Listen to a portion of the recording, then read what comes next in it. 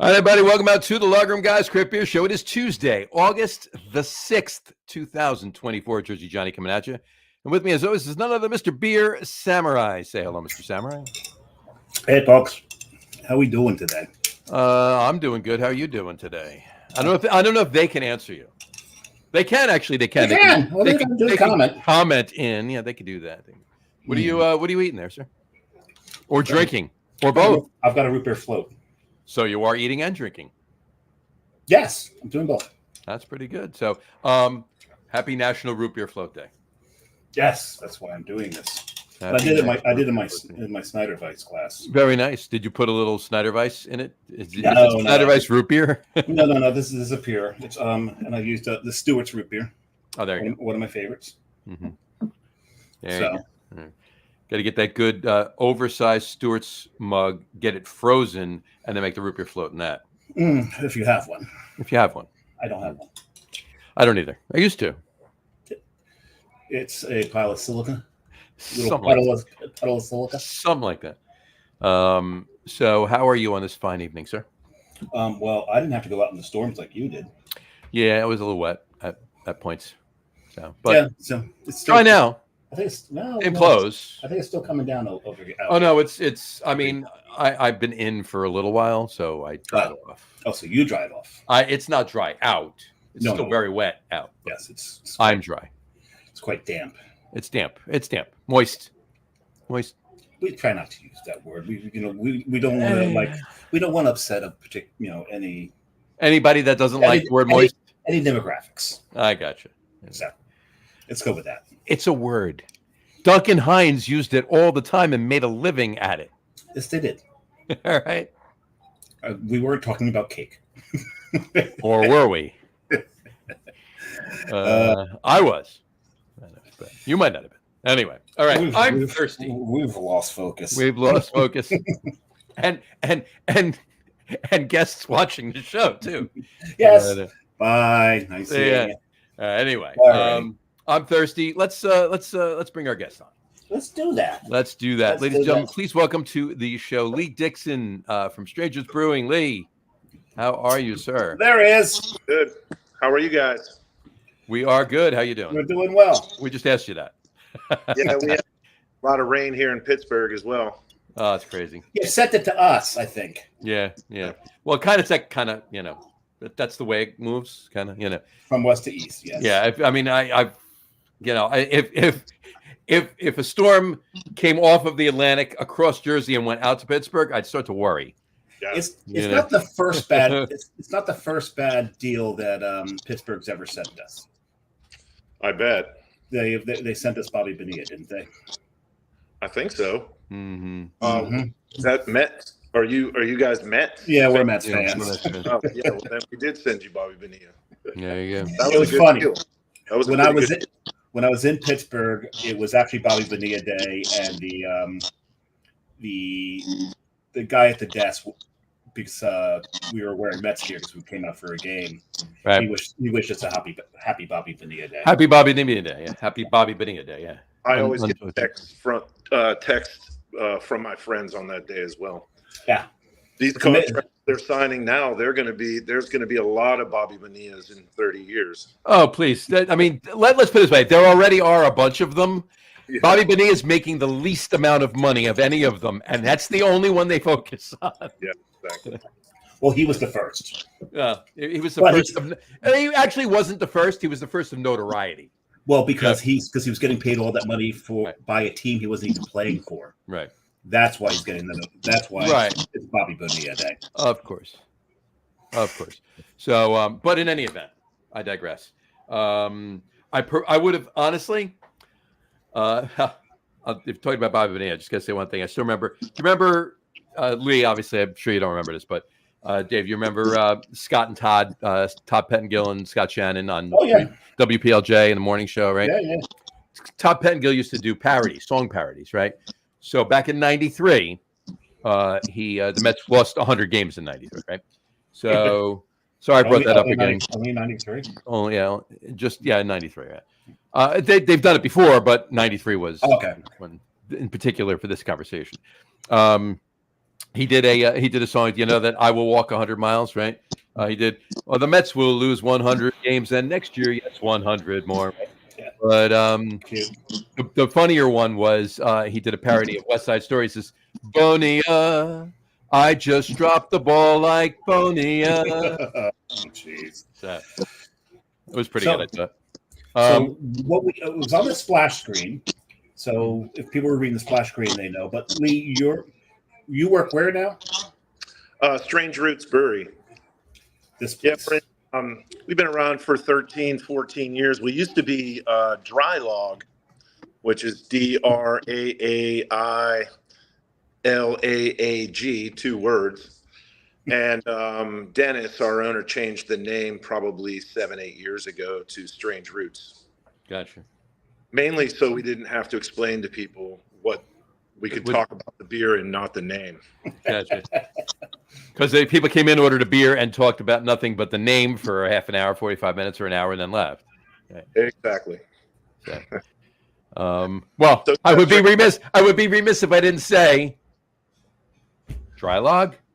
Yeah, so previously Dry Log, now Strange Roots Brewing. We're still we're based out of Gibsonia, PA's the production facility, and we have a couple of tasting rooms, one in Millvale, right, and one in New Kensington. Mm-hmm.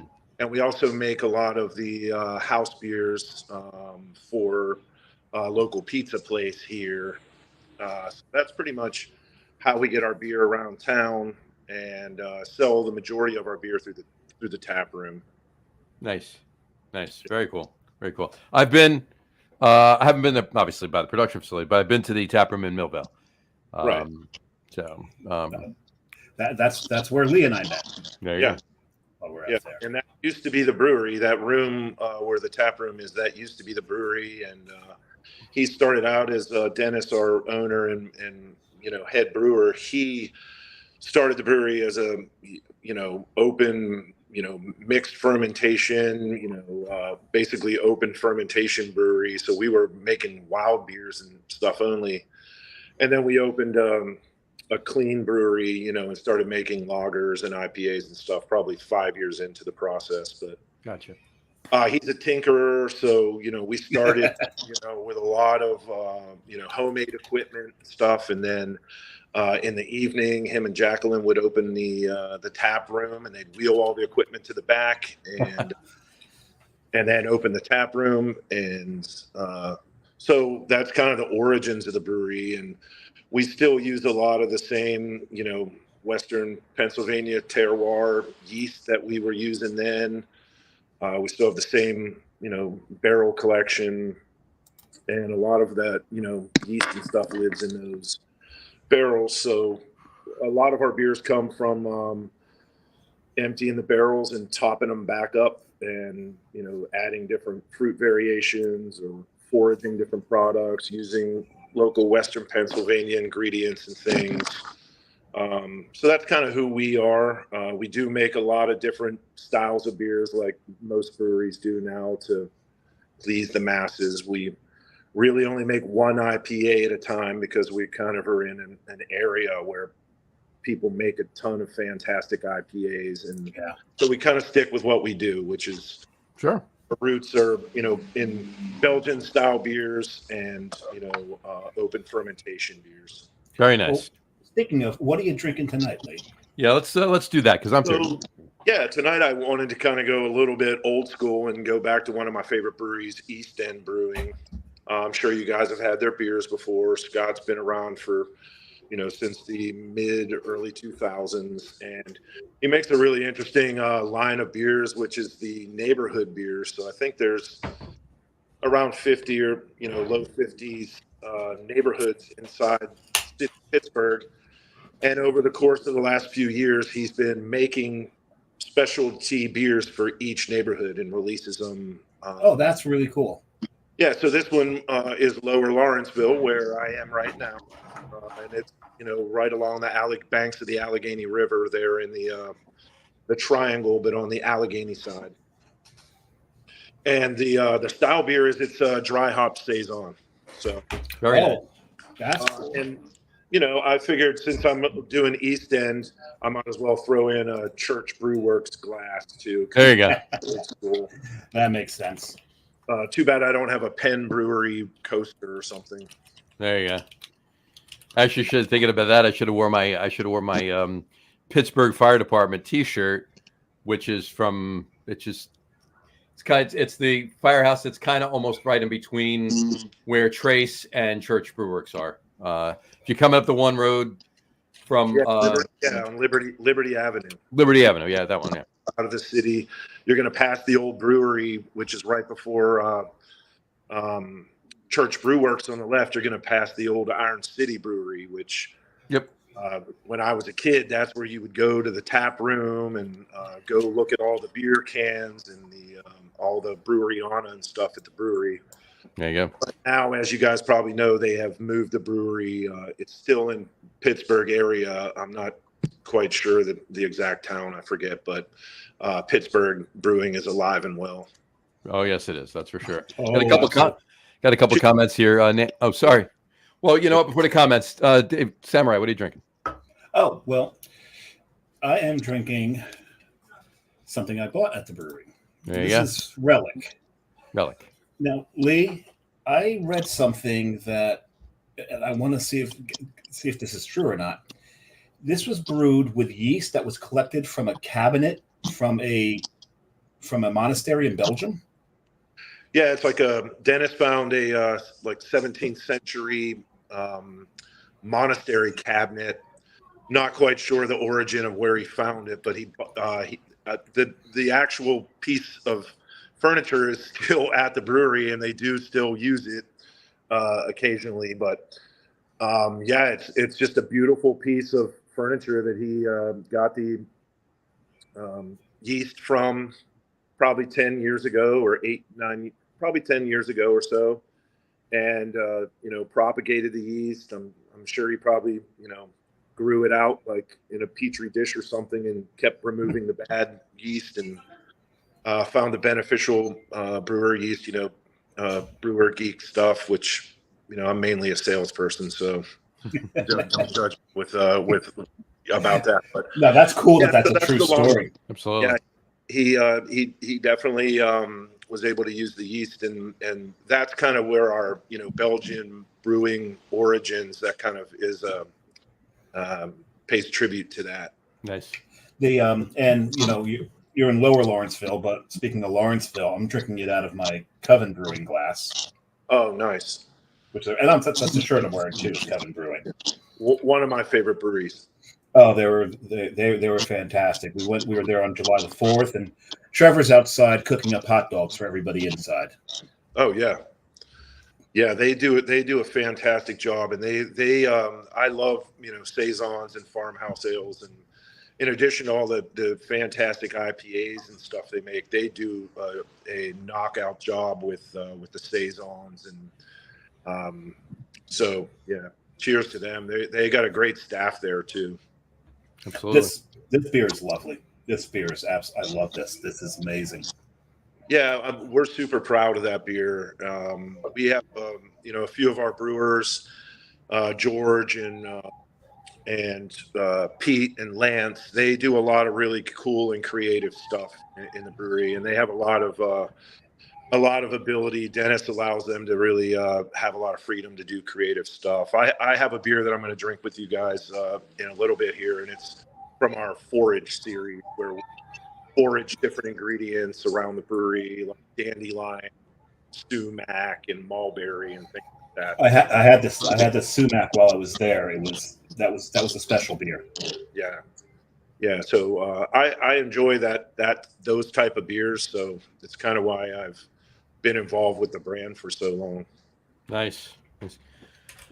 John, what are you drinking? I was waiting for that because I want to take a sip. I am drinking from Cross Strain Brewing. All right, it's in Nebraska, actually.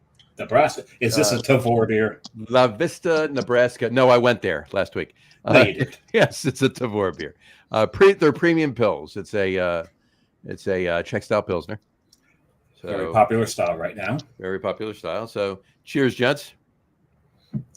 Cheers. There you go. Cheers. That's pretty tasty. I like that. Got a couple comments before we continue really quick. Nancy Sorrentino said, "Hi, gentlemen." Hey, Aunt Nan. Hello. How you doing, Nancy? And Edward Meyer said, "Finally got to 5 Dimes. Had me some Coastal Brew Works. Delicious." Thank you, Ed. Appreciate it. You should have let me know when you were going. I would have met you over there. Yeah, Eddie's an old co-worker of mine. Gotcha. Eddie had the smarts to retire. Yeah, well. And so now what he pretty much does most of his time is what you see in that picture there. He climbs rocks. Climbs rocks. You know why he climbs them? Because they're there. Exactly. Yep. All right. All right, back to beer. Lee, let's rewind a bit. Hold on one second. Brian Boak, good evening. Having fun picking beers on Tavor. Have about 6 in the cart and 2 on order. Very nice. Very nice. Good job, Brian. That's awesome. Yeah, Tavor, you're gonna love it. You're gonna love them. And we'll talk to Brian in 3 weeks from tonight. Brian will be on the show. Who? Brian Boak. It's our annual tailgate show. Sounds like we do this almost every year. I think we do. As a matter of fact. Oh, that's why they call it annual. That's why it's annual. Exactly. Yeah. All right. So Lee, let's rewind back to the first question we normally ask guests, but we'll go back to it now. To the best of your recollection, what was the first craft beer you ever had? Probably Yingling Porter, maybe, if you could. I would say for me, probably Yingling Porter. Okay. First beer I had that actually wasn't a mass-produced, American adjunct lager. Sure. Of course, where you keep in mind where I grew up, there were so many beers here because of Pittsburgh Brewing Company and the brewery history here, that it was mainly American, macro lagers. But thinking back, that was I was trying to think about that, and I would say it was probably Yingling Porter, probably when I was an early teen. Absolutely, yeah, good beer. That is, without a doubt, Iron City was my first beer I ever had. My parents put a case out for the garbage men, and I snuck out and stole it and hid it in the woods until New Year's Eve. And I drank it. So, there you go. I think it's isn't the law in Pittsburgh that your first beer has to be an AC? I would say so, yeah. Unless you were stealing beer from your uncles, and it could have been, Schaefer or Schaefer. I guess Schaefer, Rheingold, Schlitz. Yeah, anything that was less than $7 a case, So be careful who you steal your beer from. That's the more. I had to put that picture up. There you go. There you are with an Iron City. Me at PNC Park with an Iron City beer. There you go. I had already had an icy light earlier in that trip, so I was drinking Fathead. Oh yeah, while I was in the park. Fathead, they still make one of the best IPAs. That's what I was drinking, actually. That was good. I bought one of the big ones, and I had a lot of trouble climbing the stairs to get back out of the stadium after the Pirates shellacked the Mets. They don't let you buy small beers anymore. Yeah, I don't know how I feel about that. That's not necessarily a bad thing. It's pretty big. Yeah, exactly. So, quick other question: do you remember what the first brewery you ever visited? It doesn't matter what craft or non-macro. It doesn't matter. Do you remember? I would say Penn Brewery, the craft. The micro brewery that's been around about 30 years or something. That was probably the first time I saw brewing equipment. Gotcha. Learned about lagering caves and whatnot. I hear you can drink in their lagering caves. Yeah, it's actually a really old brewery called Eberhardt and Ober, I think, was the name of the brewery way back in the day, and the caves were where they actually lagered the beer. I think you can still do tours at Penn and go back there. It's really cool. Well, they did that too at Yingling too. They have the caves at Yingling too. But you can't drink in the cave. You can't drink in the caves, though. Yeah. You wouldn't want to. The cave's actually still, like, pretty much everywhere you walk through the cave, there's water dripping off of the. Oh yeah. Yeah. So you don't want to take a beer down there. Yeah. There'll be a lot of mineralized water that'll be dripping in it. So. Hey, if it's gypsum though, true. It could be good. It could be. Who knows? Exactly. All right. So, all right. What? All right. You've done sales for Strange Roots. You're working the tap room for Strange Roots. What got you into, or what made you decide to, whenever it was, get into craft beer as a career or a job, whatever you want to call it, whatever.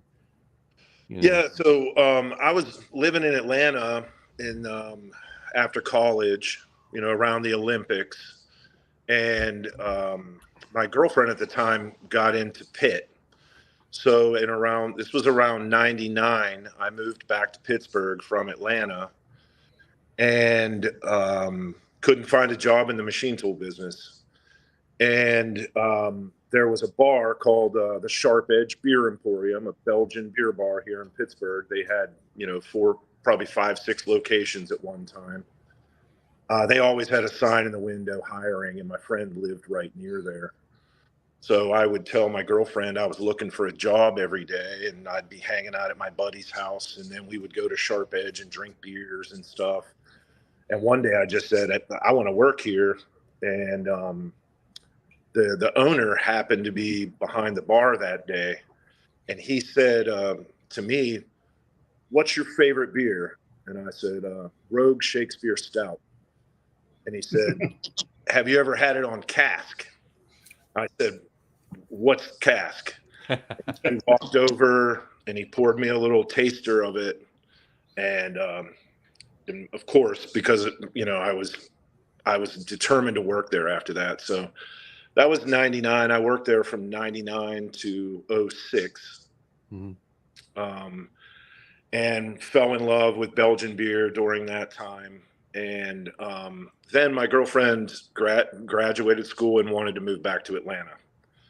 So at that time, I was really into Beer Advocate and Rate Beer, like a lot of guys my age were, especially Beer Advocate for me. But I just kind of tried to seek out a job in Atlanta that was similar to what I was interested in, the Belgian beer. And I found the Brick Store Pub, which is still there today in Decatur, Georgia. And the alcohol law in Georgia had just changed around 06, mm-hmm. 05. So I found myself moving back there to work at a great bar, which had a Belgian beer bar in it as well. Right after the law changed, Chimay and St. Bernardus, everything was new. So it was exciting, presenting, learning about bringing things from the Sharp Edge in Pittsburgh to Atlanta, knowledge about glassware and the knowledge of styles and things it was fun. And so I went to the Brick Store Pub, and I was a server there for a few months. And then I became the first beer manager there. That was in about, 06, 07. And I stayed there for about 7 years. And we built a big beer cellar while I was there. It was really an exciting time to be in Atlanta and being in beer, because the law had just changed and everybody was really getting into beer. So yeah, I worked there. And then from there, I went to work for Boulevard Brewery in Kansas City. Mm-hmm. I was the Georgia and Alabama rep and spent a lot of time in Florida as well. There you go. So worked in a team with Southeastern team selling Boulevard. And then Boulevard, was purchased by Duvel Morcat. And so then I worked for Duvel USA. That was really awesome because I got to sell Ommegang and Leafman, Schoof, Meridsu, and so many great, beers and breweries. Got to go to all those breweries. We acquired Firestone Walker while I was working for Duvel. So that was a lot of fun, learning about those products. And I was still in Atlanta at this time. And then a friend of mine at the time, he started a startup distributor So I helped him with a startup distributor where we acquired a bunch of Southeastern breweries and we also acquired the Shelton Brother portfolio. Oh, that's cool. Oh, yeah. So I was involved with a lot of the Shelton Brother brands, the great European brands that they had as well that I'd, come to know, of course, Drie Fonteinen and Freigeist and, a whole bunch of different breweries through that. Had a lot of opportunity to travel the Southeast at that point because we were trying to recruit breweries. Some of our workhorse breweries, of course, were Burial from Asheville and Green Bench and Trim Tab from Birmingham. Those were, some of our best brands that we sold there. Oh, Green Bench out of St. Petersburg, right? Yes, exactly. And love them. They make some fantastic beers, and Sunshine City IPA is still that's still one of the best beers that you can get in Atlanta. I can promise you that when it comes to IPAs. Nice. Very nice.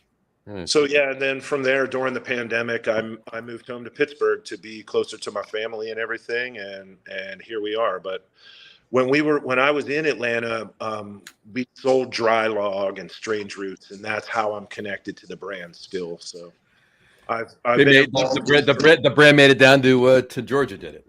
Yeah, and awesome. We also sold Voodoo. So when you're a small distributor, it has a lot to do with your contacts and what breweries you can actually get and what's relevant to the market that you're selling in. Sure.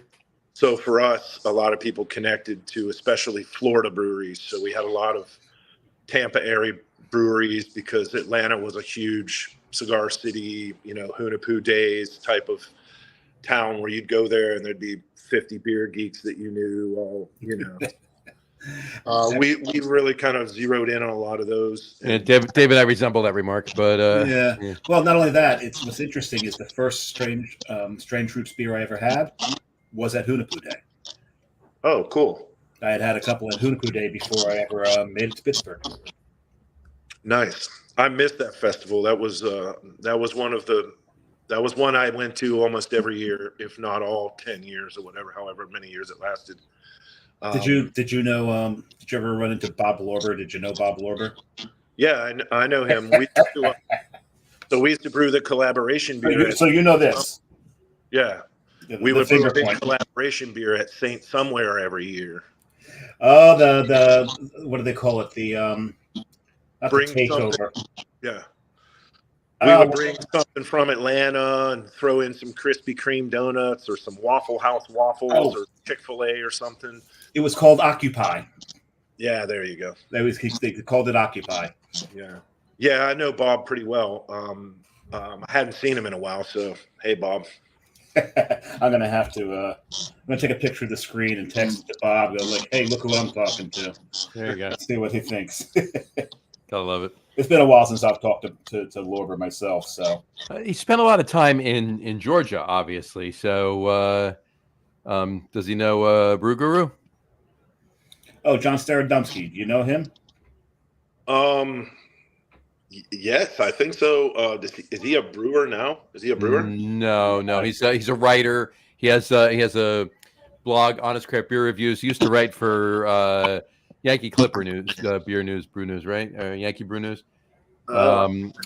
He's originally from Rhode Island, but he lives in Canton, Georgia, and he's big craft beer guy. I mean, he's been on the show about 8 times. But I'm almost positive. Yes, I know exactly. Yeah, there's no way you were in Georgia that long and didn't run into him at some point. Sure. Yeah, you would have. And I remember I used to pick those, the Yankee Brew News up all the time. And my friend Owen Ogletree was one of the editors for Southern Brew News. Like it's a regional mag, right? That was a regional paper. Mm-hmm. So I would love traveling and going to different places and picking up the different magazines. There he is. Oh yeah, okay, yeah. Nice. That's Starodumsky. There you go. So, but yeah, so that's pretty much the long and short of it. It's been, I've been involved with craft beer since '99, I guess. So I love it. Still love it. Still love working in the tap room. I also work at a bar right by like a dive bar called Cousins in Millvale, which is a lot of fun. And still enjoy talking to people about beer. It's one of the reasons I love always working on Saturday afternoons at the brewery is you get an opportunity to chat about beer and meet people who are traveling or coming through town or into Sure. the game or Yeah, 100%. I resembled that remark when I was at the Exactly. Sure. Okay. Yeah, I've had some great great conversations lately with some people. I saw a guy with a little journal and I was like, "Are you still doing rate beer reviews?" And he's the third, I forget his name, but 13,000 reviews on rate beer still. Whoa. 13,000 reviews on rate beer. Wow. And I remember my friend KP down in Atlanta when he did 10,000. This was probably 10 years ago. He was the #1 reviewer in the U.S. And now this guy was telling me there's guys with 35,000 reviews on rate beer now. That's a lot of words. It's a lot of words, a lot of beer. Exactly. Damn. But I do love the dedication, and I love occasionally running into those types of beer geeks. The Uber nerds. Yes, exactly. My cousin used to be involved in rate beer a lot back in the day. The one that we were that was commenting and didn't actually come on the show about Spite and Dival. Yes. Yeah, he's a big rate beer guy. Yeah, I saw that on your website that Spite and Dival was closing. Yeah, it was a shame. Yeah, that's awful. But yeah, so my cousin Adam was mentioned in the first sentence of that article and the last sentence of the article. So, but yeah, times have changed. That's for sure. Yes, I mean times have changed in the beer industry, but times have changed just in general because that bar could still be thriving, and it was just for a lack of the landlord and what they wanted out of their property. That's but I mean you take an institution that's been a faithful tenant for over 20 years and say goodbye. Oh yeah. That's a common theme, it seems like, in craft beer right now. And I personally have some friends who have been affected by that same thing. In Atlanta, for example, Orpheus Brewing, their brewery was right on Piedmont Park, and once that magical 10-year lease agreement comes up, or however long, whatever that first lease is, people look at you and how popular they think you are, or they look at your social media and people lined up for your barrel-aged stout, but they don't understand necessarily how much it costs to keep these places running and how much that hurts you whenever the rent doubles, or it's impossible to continue to do business, which is unfortunate. It is. Well, you brought up barrel-aged stout at a very good time because I just opened my second bottle. Why don't you tell us what it is? The Curse. The Curse. This is another one I got while I was there. So you have the Curse? I have the Curse. So you're a 13-year-old girl? And I hear but I hear this Curse is actually a good thing, right, Lee? Yes, it is a good thing. It's a high ABV stout. Yeah, I want to sleep well tonight, I think. So, and if Nancy's still watching, she's going to make me get her a bottle of this because she loves her high ABV stouts. Well, I'll be in. I don't know if there's going to be any left, but I'll be in Pittsburgh the end of October for we may be joining you. We don't know. Yeah, for the Giants Steelers game. So. Oh, cool. Yeah. Maybe we could do for old time's sake a beer swap. Sure, we can do that. Absolutely. I might know where to get you some Jersey beers.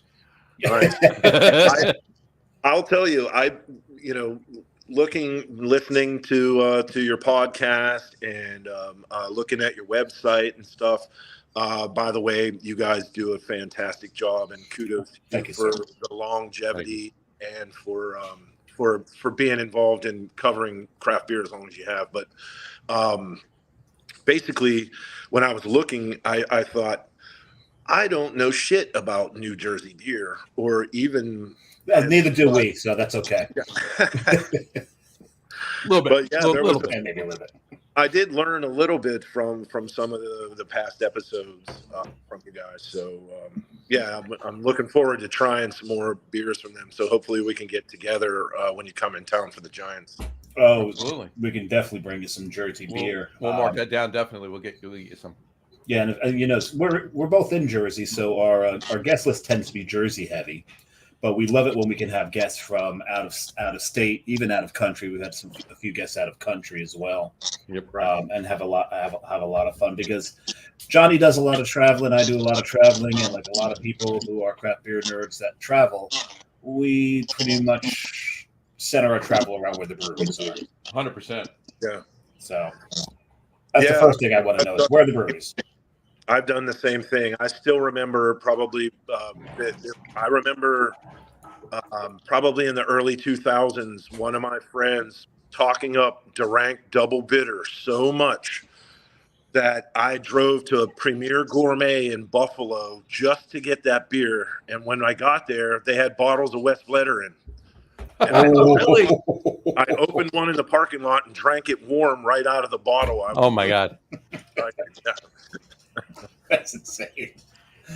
I definitely got to get to Belgium and get there. Yeah, no, that's yeah. All right. Well, that's one trip you're not doing without me. All right. So.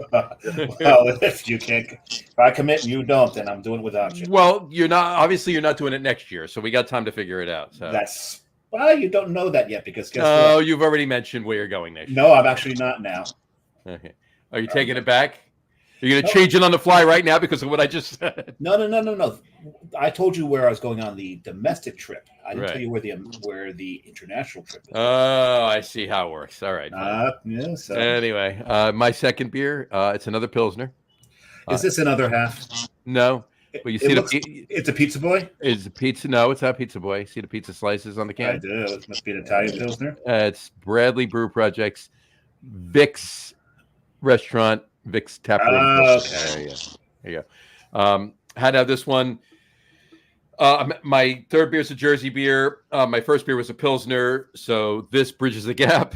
And I was just at Vic's last Wednesday night, and I get to Vic's every now and then, but you sit at the bar, you have a good pie, you have a good salad. Is it the best Italian restaurant in the world? Of course not. What's a salad? What's a salad? All right. You've never eat a salad? I mean, come on. Do I look like I eat salad? And I get a bowl of pasta fazool too. Okay. There you go. There you go. All right. Do they make good salad beers? Does anybody make a good salad? I know one brewery made a tomato salad beer. But oh yes, Panzanella. That was Carton made Panzanella. Carton made Panzanella. Yeah. Well, if you want someone make a salad beer, the first people I would suggest talking to would be Martin House, because they'll do anything strange. I'm shocked. I wouldn't be shocked to find out that they did a cell phone beer. You know. We decided. Is that from wrangling yeast from a cell phone? Now there you go. That's exactly what they're going to do now. We just wrote the recipe for them.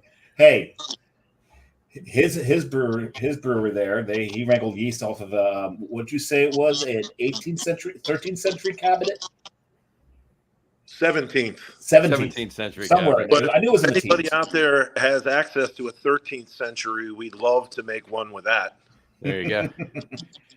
And there's been beer made with yeast wrangled from. Well, no, we'll leave that alone. No, well, people's beards. Beards, yes, beards. Right, because that was Rogue did beards.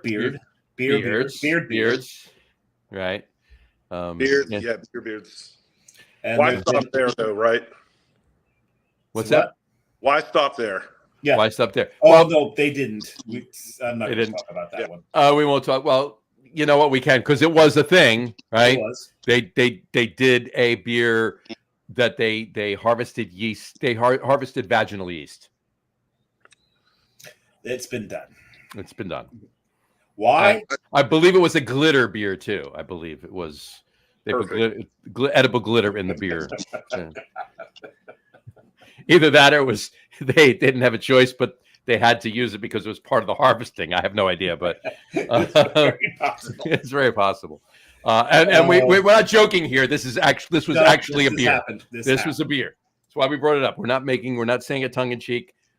No pun intended. I remember it was around the time that that Brew Dog and that other German brewery were trying to get the highest alcohol beer. Everyone was trying the craziest thing. Yep. Oh, my favorite part about that. The bull testicle beer, the Rocky Mountain Oyster Stout, that was at the time.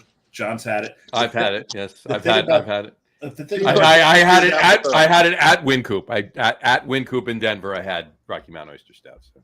It seems like that was a April Fool's thing every year. Nope, it's a thing. I gotta be honest with you. Once you get past what makes it as velvety as it is, it's actually a very good beer. Yes. Well, that whole thing about it's all about the mouthfeel. Yes, yeah. Just swish them around. No, what I loved about the ABV battle between Germany and Scotland, because it was Brewdog, and who were they up against? I don't think anybody's ever had those beers, but we all read about them.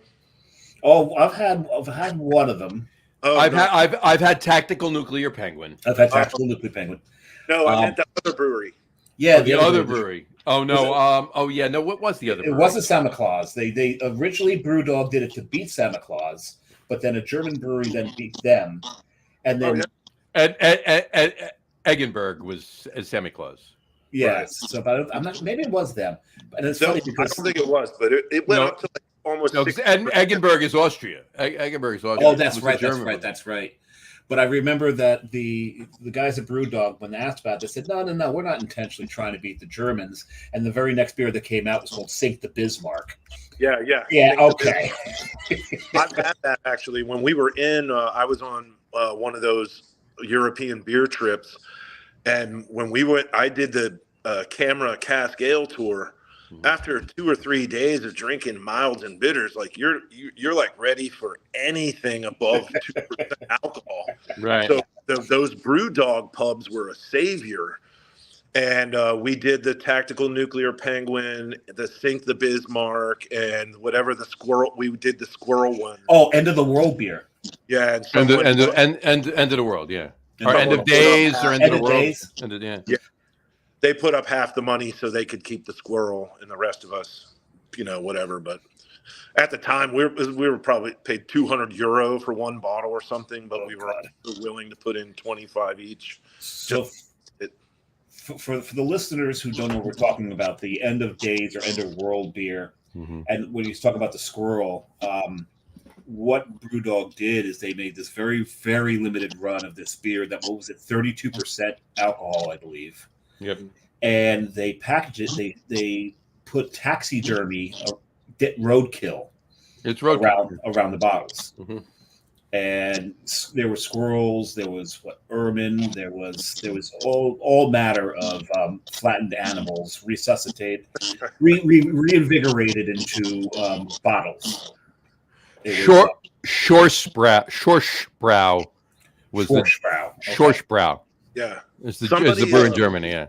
If you guys can bring me a bottle of Schorschbrow for the Giants game, yeah. Well, you won't remember the game if we tailgate with that.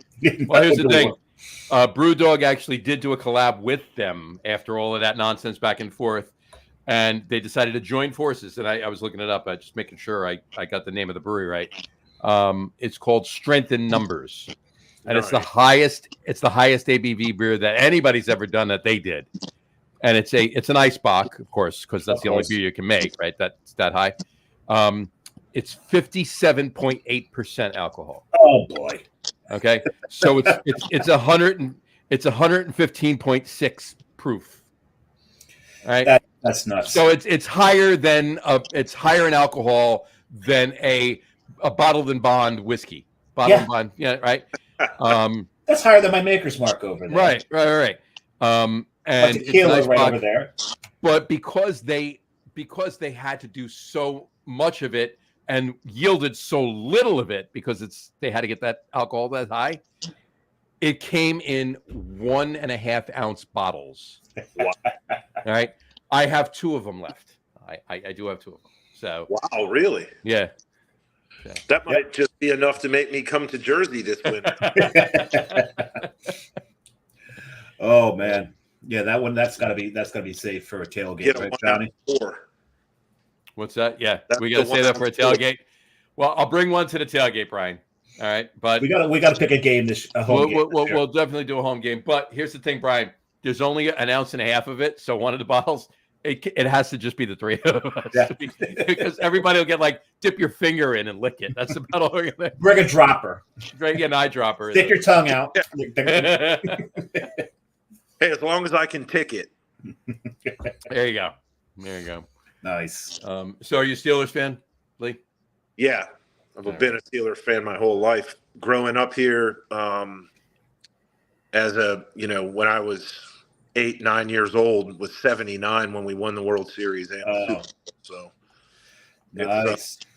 I was actually going to say that before. Like in the early 90s, you sent us Bonilla. You could have gone back about 12 years and sent us Kent Colvey. That would have been better. Oh, the Rubber Band Man. Still one of the best deliveries ever. What a fun person to watch pitch. And I love that the stadium would play Rubber Band Man when he came out to the mound. Yeah, exactly. Because the way he pitched. I was actually, as a kid, I was a huge Steelers fan. Yeah. And then if you remember, when Bradshaw retired, pretty much there he is in the stadium. When Bradshaw retired, pretty much almost that whole team retired at the same time. Yeah, everybody's done in a year. So the Steelers 4 Super Bowls in 6 years done. Yeah. So the Steelers that I grew up knowing and loving were no longer. I didn't recognize any of the guys anymore. Only Stallworth was left after a while. Right. And so I decided to become, let me pick a home team. I picked the Giants, so I rooted for the Giants. But my number 2 team to this day is still the Steelers. All right, so for clarification, anybody that did see that last picture I put up, first of all, I'm Jersey Johnny for 2 reasons. 1, you're from Jersey. 2, I collect and own way too many jerseys. You've got more sports jerseys than I've got Hawaiian shirts, and that's a problem, John. I've got, probably a lot more. Yeah, but yeah, definitely. I'm a football fan. I'm a baseball fan. I'm a Mets fan first. I'm a Giants fan first. And then my next is I'm a football fan or I'm a baseball fan, right? So there's only one professional sports team that I actually hate. All right. And it's primarily because of the ownership. All right. And that is the Dallas Cowboys. And that is it. I think we can agree on that. Yeah, definitely. I actually own 31. I actually own jerseys for 31 of the 32 football teams. I'll give you 3 guesses as to which one I don't own a jersey for. Cowboys. Exactly. Jets. But anyway, no, I own Jets. I don't hate any local team. He lives with the Jets fans, and I live with a Jets fan. He's got to be careful what he says here. But on that note, I'm glad you brought it. Fan, always a Tebow fan, right? I'm glad you brought it up though, because that picture I just showed you of me and my James Harrison jersey at I'm sorry, it's not Acrisure, it's Heinz Field. Screw Acrisure. It'll always be Heinz Field. All right. I like saying Acrisure because it pisses people off. There you go. But that was we were out there for the Jets Steelers game, and we're out there with another couple, and they're both Jets fans. So it was the 3 of them wearing their Jets gear, and I was wearing my Steelers gear. So there you go. Yeah. Now when we go out there for the Giants Steelers game, I will be wearing my Giants gear. Jess has already told me she will be wearing my Steelers gear for that game. So there you go. Hey, we're nice here. We don't pick on any out of town. Oh no. I've seen the Mets play the Pirates so many times at PNC. Wear my Mets gear. Everybody, it's great. I love it out there. I'll tell you when I saw see the Pirates and Mets, the guy sitting behind me, and John could attest this. So I was posting up pictures. Him and I were having a great time. He was a Pirates fan. I was a Mets fan. Even before the Pirates started to destroy the Mets, we were getting along great. So, Lee, do you remember 2 or 3 years ago? It was in July. Mets were out in Pittsburgh, and they the Mets were actually winning the game. Like they were up by like many runs, and then the Pirates came back. The Mets bullpen blew it. The Pirates scored like 8 runs in the last 2 innings and beat the Mets. I was sounds like a rare occasion. I probably wouldn't. I was there at the game. So, Hey, I can trump that. I was at the game this year where the stadium ran out of fireworks because the Pirates launched too many home runs against our pitching. Oh, wow.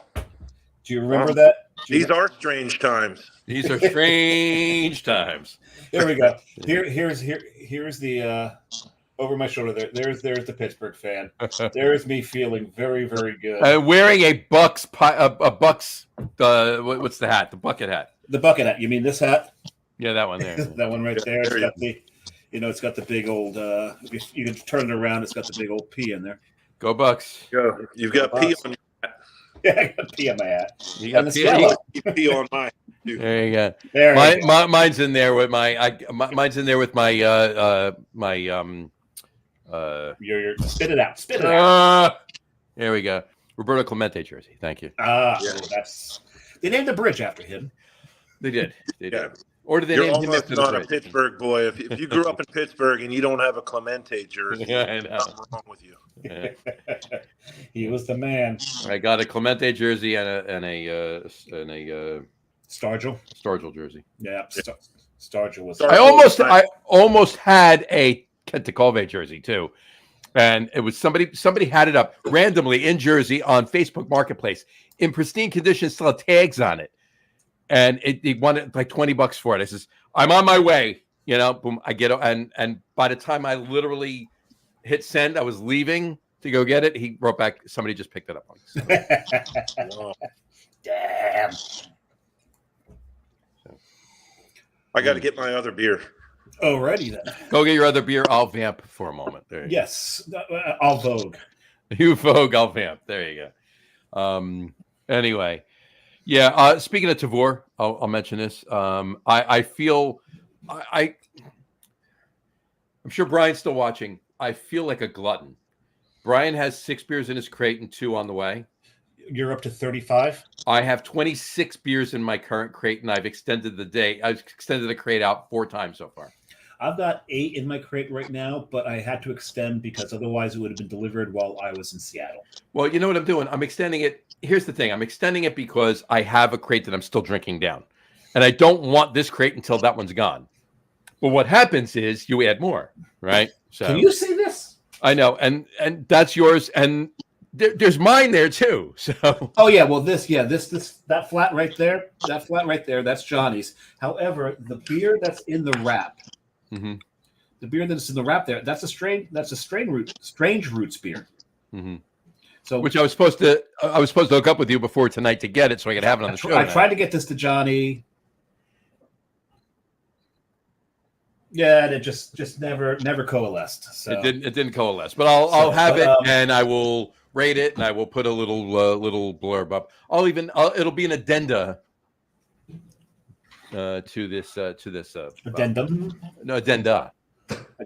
Singular addendum. Singular addenda. Yeah. So Lee, I got him the stout that's got the maple in it. Mm-hmm. Oh, beautiful. Oh. Yeah, maple's one of his favorite things. Exactly. From YouTube, Massive Beers on YouTube. Dry Log always has a special place in my heart. Dennis is one of the bestest dudes I've ever met in the industry. Mount Rushmore of awesomeness. There you go. Nice. Thanks for the kind words, man. Thanks, Massiveness. I'll pass that along to him. Thanks, Massive Beers. Awesome. And now we do have to ask, what did Dry Log mean? I think it's like a Belgian brewing term. I might need to Google it myself, Let's see. Let's Google it while you do it. Yeah, you do it. You do it, Dave. You do it. Dry Log. So while you're doing that, I'll tell you about the beer I just. Yeah, do that. Yeah, Lee, what are you drinking? So a brewery right by us, which was one of my favorites, is Grist House. I don't know if you guys have had a lot of their beers. No, not at all. I've got a shirt in the closet, actually. Yeah, the same shirt I have in my closet. Same color too. And probably my desert island style, would be wheat beer or Weiss beer. But I love American wheat beers as well because I worked for Boulevard, of course. There you go. People don't believe it. Tank 7's a good beer. Oh yeah. Tank 7, but some people, and even when I worked for Boulevard, people didn't believe it, but unfiltered wheat to this day is still one of my favorite beers. Oh, it's a beautiful beer. I absolutely love that beer, and it changed beer in the Midwest, like Kansas City, it was such a monument beer. And, so I always chase those beers when I go to breweries. If I see an American wheat beer on the tap list, I always go for it. So this one's Grist House. It's called Wheaton for the Weekend. Wheaton for the weekend. Nice. I don't think I've ever had that one. That's awesome. I've never had that. Cheers. And I looked it up. Actually, dry log actually means turncoat. And it was named after Mill Vale patriot Simon Girty. Yeah, Simon Girty. Okay, Simon Girty, Dennis's aunt, she's a Girty. So she's a direct descendant of Simon Girty. Oh, and wow. That's the connection to dry log. And Aunt Barbara, I believe is her name. She passed away this year. So we just had a big mural on the side of the building that has a quote from her. Oh, I saw that. She's one of the final, the last descendants of the Girty family. So, yeah, thanks for Googling that. And I feel ashamed for not knowing that. For not remembering. Yeah. I was going to say, I may have a picture of that. Look it up. I was going to ask Lee. I was going to tell Lee. I love Grist House beers. They're definitely, anytime I go to, there's a handful of breweries that I have to get to every time I go to Pittsburgh. Stranger It's just one of them, and that's not smoke. I do get there, but Grist House is also another one of them. And Trace, might as well if you're there. Trace is that's right there, right? I know it. Trace is another one, but in any event, my favorite, and I do love a lot of the Grist House beers. My favorite is London Crawling. Yes, the mild is fantastic. When I was at Grist House, they had one lager on tap. That was it, and I need to get back because I was really quite disappointed because when I got there, it really looked like Grist House was an IPA kettle sour house. Yeah, and I know they're more than that, and so I was really quite disappointed. Yeah, they were probably trying to move through some ingredients. Yeah, it was just timing. It was timing on my part. I get that because I've heard too many great things about them. When I get back to Pittsburgh, definitely coming to see you guys. And if I'm going to be there, I might as well go to Grist House. They're just up the road and down the corner. Yep, exactly. Fantastic beer. There's so much good liquid in Pittsburgh, and these guys, man, they're doing some good stuff. I mean, it's amazing. It really is, and I definitely got it. And when we're out there in October, definitely got to see Hootie at Blowfish Barbecue. Oh yeah, Hootie. He's an old friend. When he used to be, when I worked at Sharp Edge in the late 90s, early 2000s, he was the beer manager at D's hot dog shop, Suds and Dogs or whatever it was called. But he built an amazing cellar and is one of the, original Pittsburgh beer guys that, really? He's a great guy. And he makes fantastic barbecue. Oh, please. So his brisket is some of the best brisket that I've ever had. I take a picture of Hootie. There you go. I'll tell you why he does such a great job. He spends the winter in Texas every year. There you go. Oh, and he apprentices, or what is it called? Stages under barbecue chefs or pit masters. Pit masters, yeah.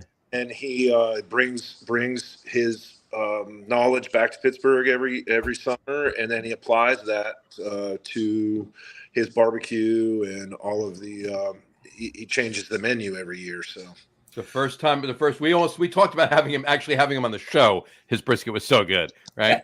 But the first time I ever had his brisket, I had a full order brisket. I just had a bite. Because she had a bite and I didn't get to finish it, I got a second order brisket. By the way, I would have gotten the second order anyway. But you were talking about he goes to Texas, and earlier on we were talking about my travels this coming year in 2025. Yep. In April, I'm going to Austin. Why am I going to Austin? 2 reasons. Jester King, Texas barbecue. Texas barbecue. Because Austin's the capital of Texas barbecue. Well, I'll be in. I don't have any plans to get to Texas before this, but in late April, early May of 2027, I'll be in San Antonio. There you go. And San Antonio is only about an hour and a half south of Austin.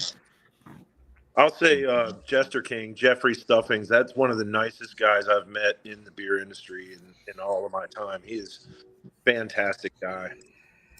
Who do we have on the show, John? Debbie Serta. Debbie Serta. So Debbie Serta is she's the head of the Pink Boot Society. She's the I think she's either VP or the secretary of the National Pink Boot Society chapter. The whole the whole Pink Boot Society thing. National, yeah. And she works at Jester King. I forget what her role is there. A tap room, something in the tap room. She's tours or tap room or something. Yeah, I got to reach out to her before I go out. She's not brewing or anything. She's not brewing or anything. She's just at the brewery. But yeah, I got to reach out to her before we go out there. See if we can do the show from there. That would be great. I saw her out in Minneapolis a couple of years ago. Yeah? After we had her on the show, I saw her out in Minneapolis. But very cool. Yeah, one or two of the functions for CBC, but that was fun. Do you guys still go to CBC and stuff every year? Yeah, we try. We did. We wanted to go to Vegas this year. We were in Nashville last year. It was fantastic. We made it like a 10 or a 12-day thing. We actually drove to Nashville just to take our time at breweries along the way to Nashville, and then we stopped in Richmond and Asheville, then Knoxville, and then got up to Nashville. Then coming back, we went to Louisville for some bourbon because after beer for that long, you need some brown liquor, right? And then we went to Cincinnati, Pittsburgh, and we were in Pittsburgh and then home. Yeah, this year we couldn't get out to Vegas. We were opening a new tap room. There was no way we were going to be able to get out to Vegas. Next year is Indianapolis. I can't go there because it starts the day my younger daughter's getting married. So I'm a little tied up. That wouldn't be a good look. Not so much. No, Daddy's got to go, honey. I got to think. Daddy's sick. Yeah, Daddy's got an illness for sure. Right.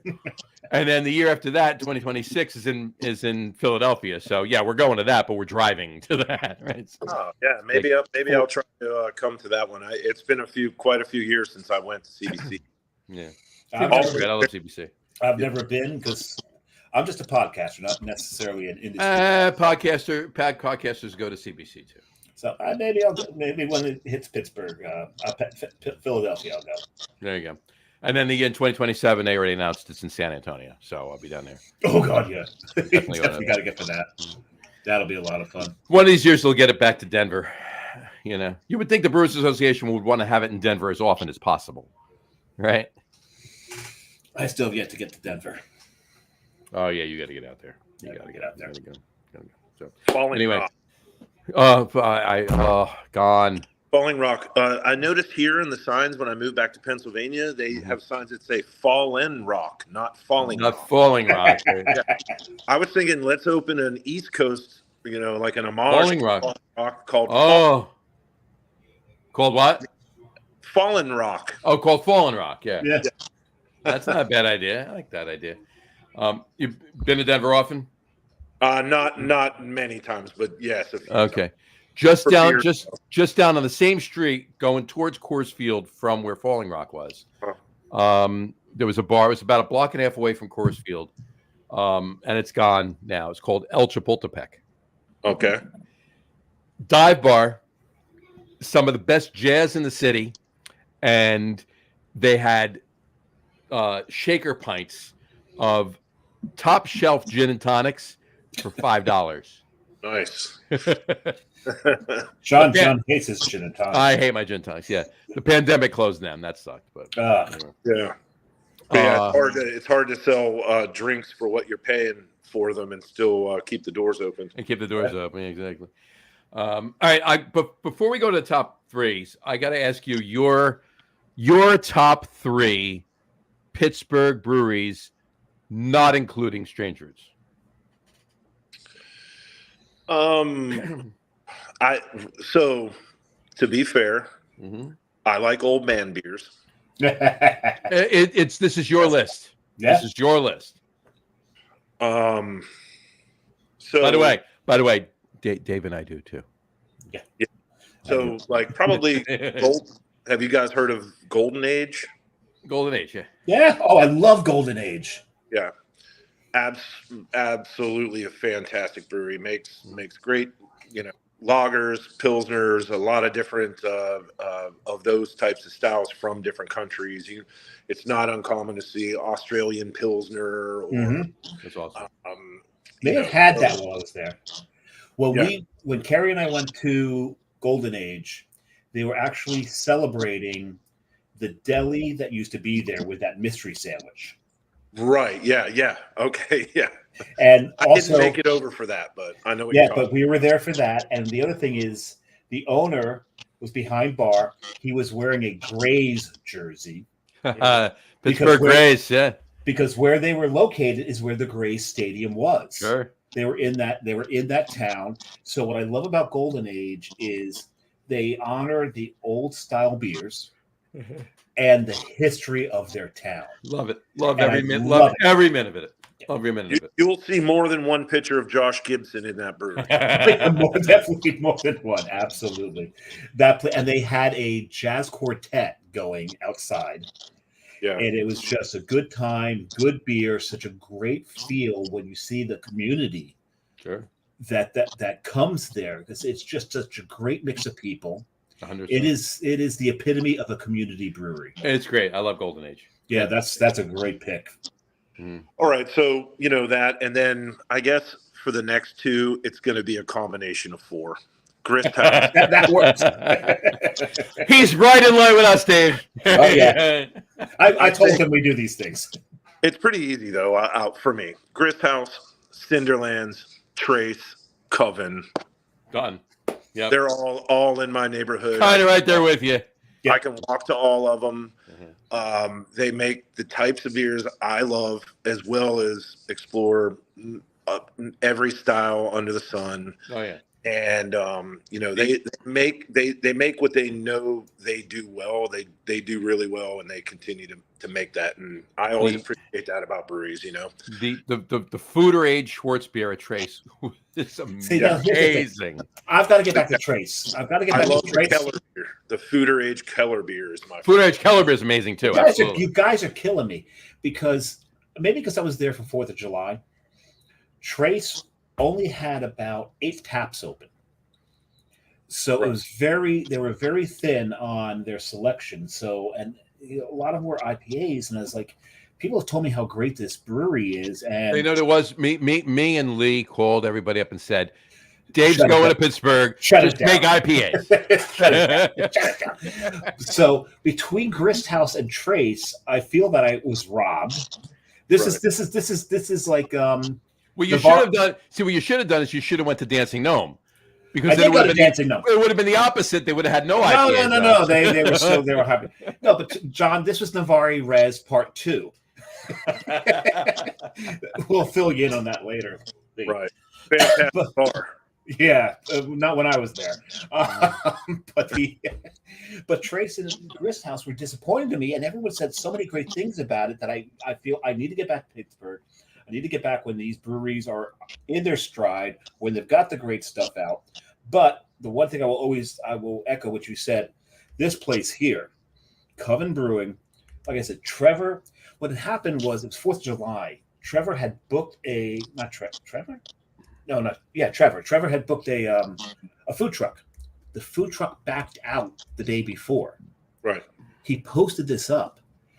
He's outside. He's got his hair up. He's looking like an orc from Lord of the Rings with all that hair and the big back ponytail. He's got like this mesh white shirt on, kind of like Sean Astin from 50 First Dates.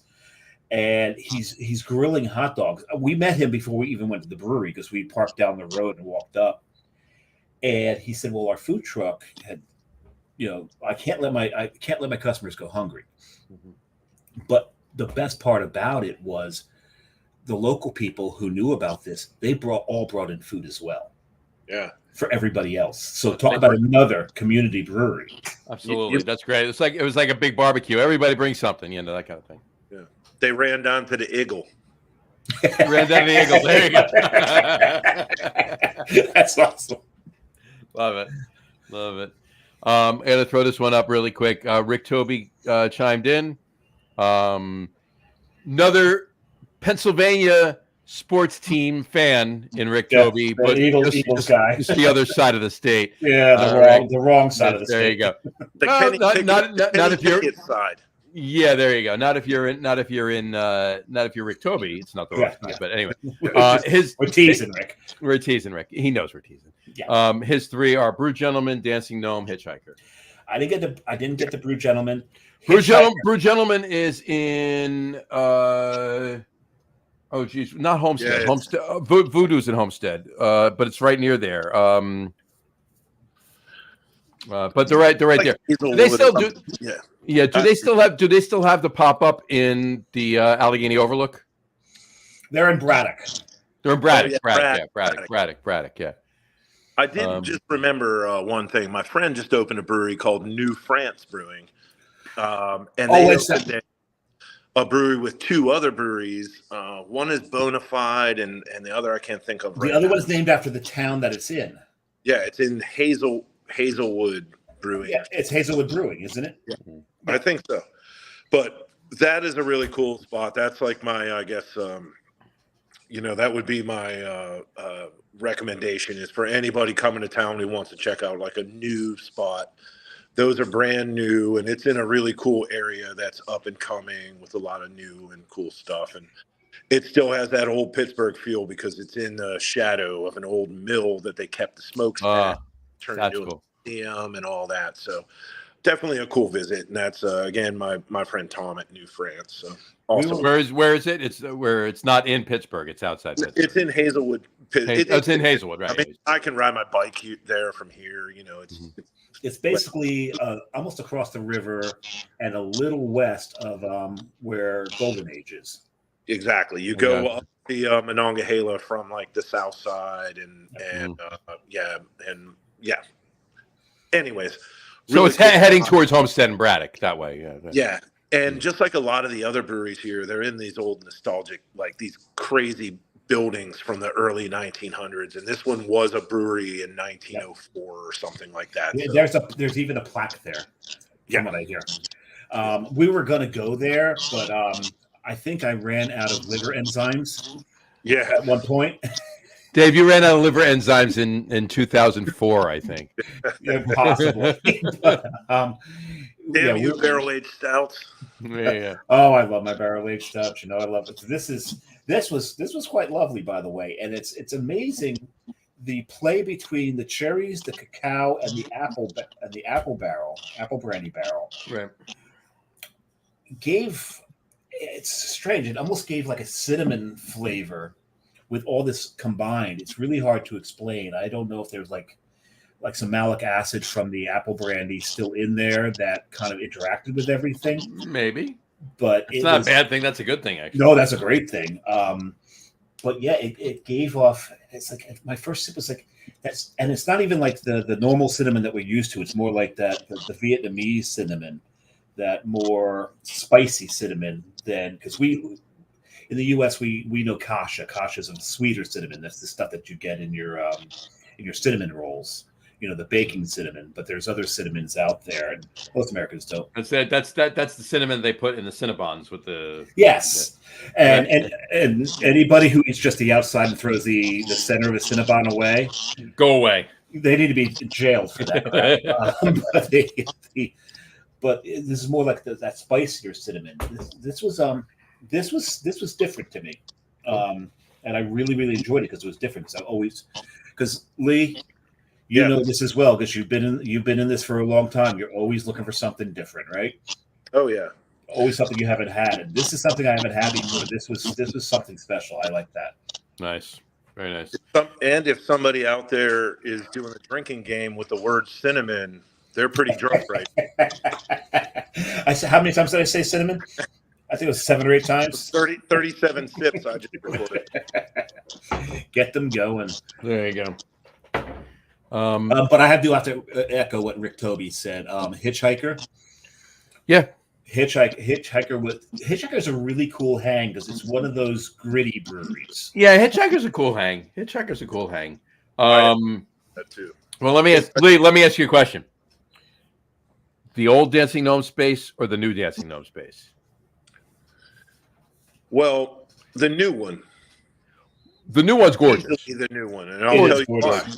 I'll tell you why. Why? Because the only really old man beer they had back in the day was a Pilsner, and it was too hoppy for me. And it's because they had a smaller brewery, and now they. So it's what they're able to brew with the new space. That's why it's. So like the alt beer, the Kolsch, yes, no, you're right on that. But if they could have the or things like that, or what beers aside, the space. What do you like better? Yeah, the new one. I think it's an amazing spot. Yeah. No, you're right. I mean, normally anybody asks me that question, and if it's a brewery that I frequented a lot, I usually lean towards the elder version of it. Just nostalgia, the quaintness, what the history in my mind of it, and the experiences that I had there. But I do have to tell you, yeah, you're right. The way they built that new brewery, it's fantastic. It's really a gorgeous space.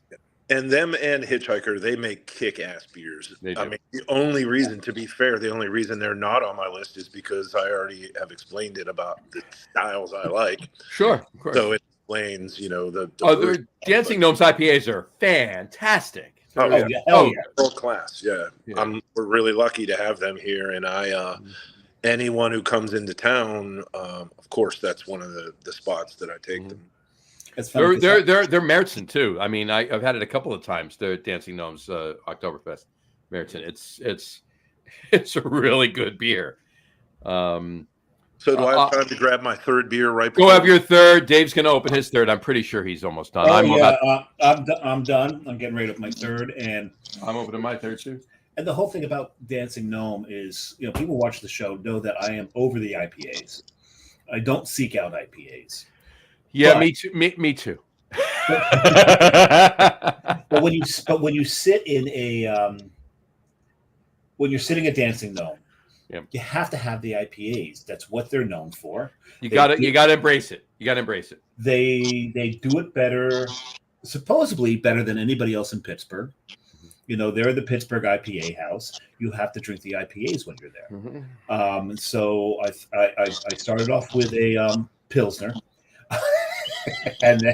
But I did go. I do that too. The first beer I ever had at Dancing Gnome was the hoppy Pilsner that Lee was talking about. All right, and the first beer I ever had at the new Dancing Gnome location was a Kolsch. So there you go. And I think that was on while we were there. Mm-hmm. It's quite possible. I don't know if Carrie actually ordered that. But the first thing, actually, no, I lied. I didn't have a Pilsner. I went straight up hoppy while I was there. So the first one, you got to embrace it. You got to embrace it. Well, the first one I had while I was there was the Pale Ale called Lustra. Then I went to two IPAs. I went Gravel Grinder and Swinging at Strangers because I just love that name, Swinging at Strangers. Swinging at Strangers. And that was a great beer. I loved that one. So yeah, I embraced the hop. It was the only brewery that I was at in Pittsburgh where I went all hoppy. But it's Dancing Gnome. You got it. Speaking of hoppy, my third beer is, and it's funny because Lee and I texted back and forth a little bit before the show about the top threes, and Lee brought up a concept called river beer, right? Because he's like top 3 river beers. So in Pittsburgh, they're called river beers. Mm-hmm. In Jersey, we call them boat beers. Right. Boat beers. Yeah. And this is Carton Boat Beer. Carton Boat Beer it was brewed to drink on a boat. So you can be out there in the boat. It's the same thing as river beer, right? You're on a boat on the river. You're drinking. You don't want a high alcohol content. This is only 4.2%. And if you go on to Untapped on the web page, not the app, and you can see who the loyal drinkers are. I'm number one on this. Nice. I'm approaching in about less than 60 beers. I'll hit 1,000 check-ins on this beer. Wow. And you know why I've hit so many check-ins on this beer? You know why I'm the number one drinker of this beer? Because you sit in bed and hit that you're drinking them all night when you're really not? No.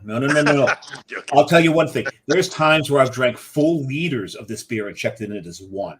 Mm-hmm. Oh, yes. So I've been totally honest with my check-ins on this, but the reason I do it's a brewery that's been around for 13 years, and he's been drinking the beer the entire time. That's why. Yeah. But it's also because the owner of the brewery also told me I need to be the number one drinker, so he wasn't the number one drinker. Can you say his name 3 times? Nope. You cannot. I'm not. We can't say the owner's name 3 times, otherwise he pops up on the show like Beetlejuice. Like Beetlejuice, yeah. It's happened before. There's precedent. And there's another beer that you are the number one drinker of too, if memory serves. Am I still the number one drinker? You are still the number one drinker of it. Building Sandcastles. That would be the green one right there. That is a Coastal Brewworks beer. There you go. And I aim to be the number one drinker for Nautical Twilight, actually, because that's, as much as I love Building Sandcastles, Nautical Twilight's my favorite. There you go. And you still have to try Shooting Sea Star too. I do. And have you had Shell Collector? I have not had either of those two. So have you had Philosophophile? You had Philosophoile, yeah. And the first iteration of Philosophoile is my favorite IPA you guys make at this point. There you go. What do you open there, Lee? What do you got, Lee? Yeah, so I opened a Trace beer. Oh, nice. I actually opened 2 because they're the same style. 2 of the breweries I mentioned. I have the one in your right hand. There you go. I have a bottle of it. I have a bottle of it. Fruited wild ale. Yep. Yeah, the fruited wild ales, and this is Cinderlands, and then this is Trace Brewing, which the first one that I opened from Trace. Love the shape of that bottle. That's almost like the Italian breweries bottle shape, right? Yep. Yeah. I did a little beer tour in Italy. That was it was one of the funnest trips I've ever taken. But anyways, this is a peach, like a peach fruited wild ale from Trace. Oh God, love that. Yeah. Peach makes one of the best sour wild ale fruits, in my opinion. Peach is an amazing fruit to put in a sour wild ale. Yep. Stone fruits, apricot, peach. Yep. Fantastic. But yeah, again, cheers to you guys. Cheers. Oh, cheers, Lee. Cheers. I will I'll tell you my beer really quick. I went with another Jersey beer. That's why I said the Bradley Brew Project Bridge the Gap there. It's Conclave beer. Which I got via Matt from their anniversary a couple weeks ago. Oh, which one is this? This is Shamanic Revelation. Oh, their IPA. Mm-hmm. That's a new one for them. It is a new one. Yes, I haven't had it before. So, and I put it in proper glassware for me. That'd be Johnny's Brewery right there. There you go. Can't wait to try that. You're gonna have to have some. I'll bring it out in October. Cheers, gents. Cheers. Cheers. Cheers. John and I both went hoppy. There you go. You're at 7% though. I'm sitting at 4.2. This is true. But I was gonna. I did have. I will tell you this. I was at the brewery a little while ago, and I did have a tank pour of a beer we brewed last Monday. What'd you brew? We brewed Rising Tide last Monday. So that'll be that third can in that yellow one. That would be this one right there. So Lee, fun story. In April, I went to Germany. Okay. And I booked the English tour for Weihenstephan. Nice. John said, if you're going to Weihenstephan, can you bring a can of my Rising Tide? Because it's a wheat beer. It's called Rising Tide. It's a German Hefeweizen, right? Yep. And Freising is the name of the town that Weihenstephan is in. Yeah. So we pay homage by calling the beer Rising Tide, like Rising Tide, we're coastal, Rising Tide, Rising Tide. So play on words. So I was like, okay, I'll bring them a can of it. And he's like, don't bring them a full can. I don't want them drinking this beer. because I don't want to dishonor them by doing so. And also, he'd be judged. And this is Vine Stefan. They've been at this for almost 1,000 years. 1554 or some shit, right? No. 1040. Oh yeah, sorry. In 16 years, Gotcha, the brewery will be 1,000 years old. That brewery is older than England. Yeah, yeah, which is insane. But what he wanted to do is bring an empty can, which I did, and have one of the employees there hold it up and take a picture of it. So this is our tour guide. The interesting thing is, even though this is the tour guide, Stefan, there you go. Right. Yeah, this is the tour guide holding up a can of Rising Tide. That dude's not German. That dude is from College Park, Pennsylvania. Well, it was an English tour, right? So. He was there at the college. There's a college there that on there, and they're part of the campus actually. They're Braustable. So Braustable is just the rough translation would be brew pub. Right. Braustable is technically one of the lecture halls at the college. So a lot of you gotta have a brew pub for a lecture hall. You gotta love that, right? Isn't that one of the oldest brewing schools and stuff too? Like they have a lot of. Yeah, no, you're right. It is. Yeah, it is. Quick fun fact. That's my desert island beer, Vine Stefan Hefeweizen. Vine Stefan is mine as well. I don't care if I walk into a brewery, if I walk into a tap room that has 200 beers on tap. If one of them is Vine Stefan or Hefeweizen, that's the first beer I'm ordering. Yeah. Lee, when I was managing at the brick store, we were the #1 account in the United States for the 7 years I was there. Love it. Yeah, we sold over a 50-liter keg a day of that. So Lee, I'll never forget, my rep was like, "You sold over 365." I was like, "What do you think the record is?" She was like, "I think it's like 400." And I was like, "Send them." So Lee, how much of that did you drink yourself? Every day I drank it. Yeah. What you need to get to the never before 3 though. I promise. Never before 3 a.m. the next day, the following day. You need. Have you been to Vine Stefan? I have not. I've been to Germany 3 times, in Munich and never Vine Stefan though. Well, the thing is, from in Munich, it is really not that long of a tray ride out to Freising, right? And then it's a walk. There's a walk up the hill to there. That's a little taxing, but there's a reward at the end of it. It's called beer.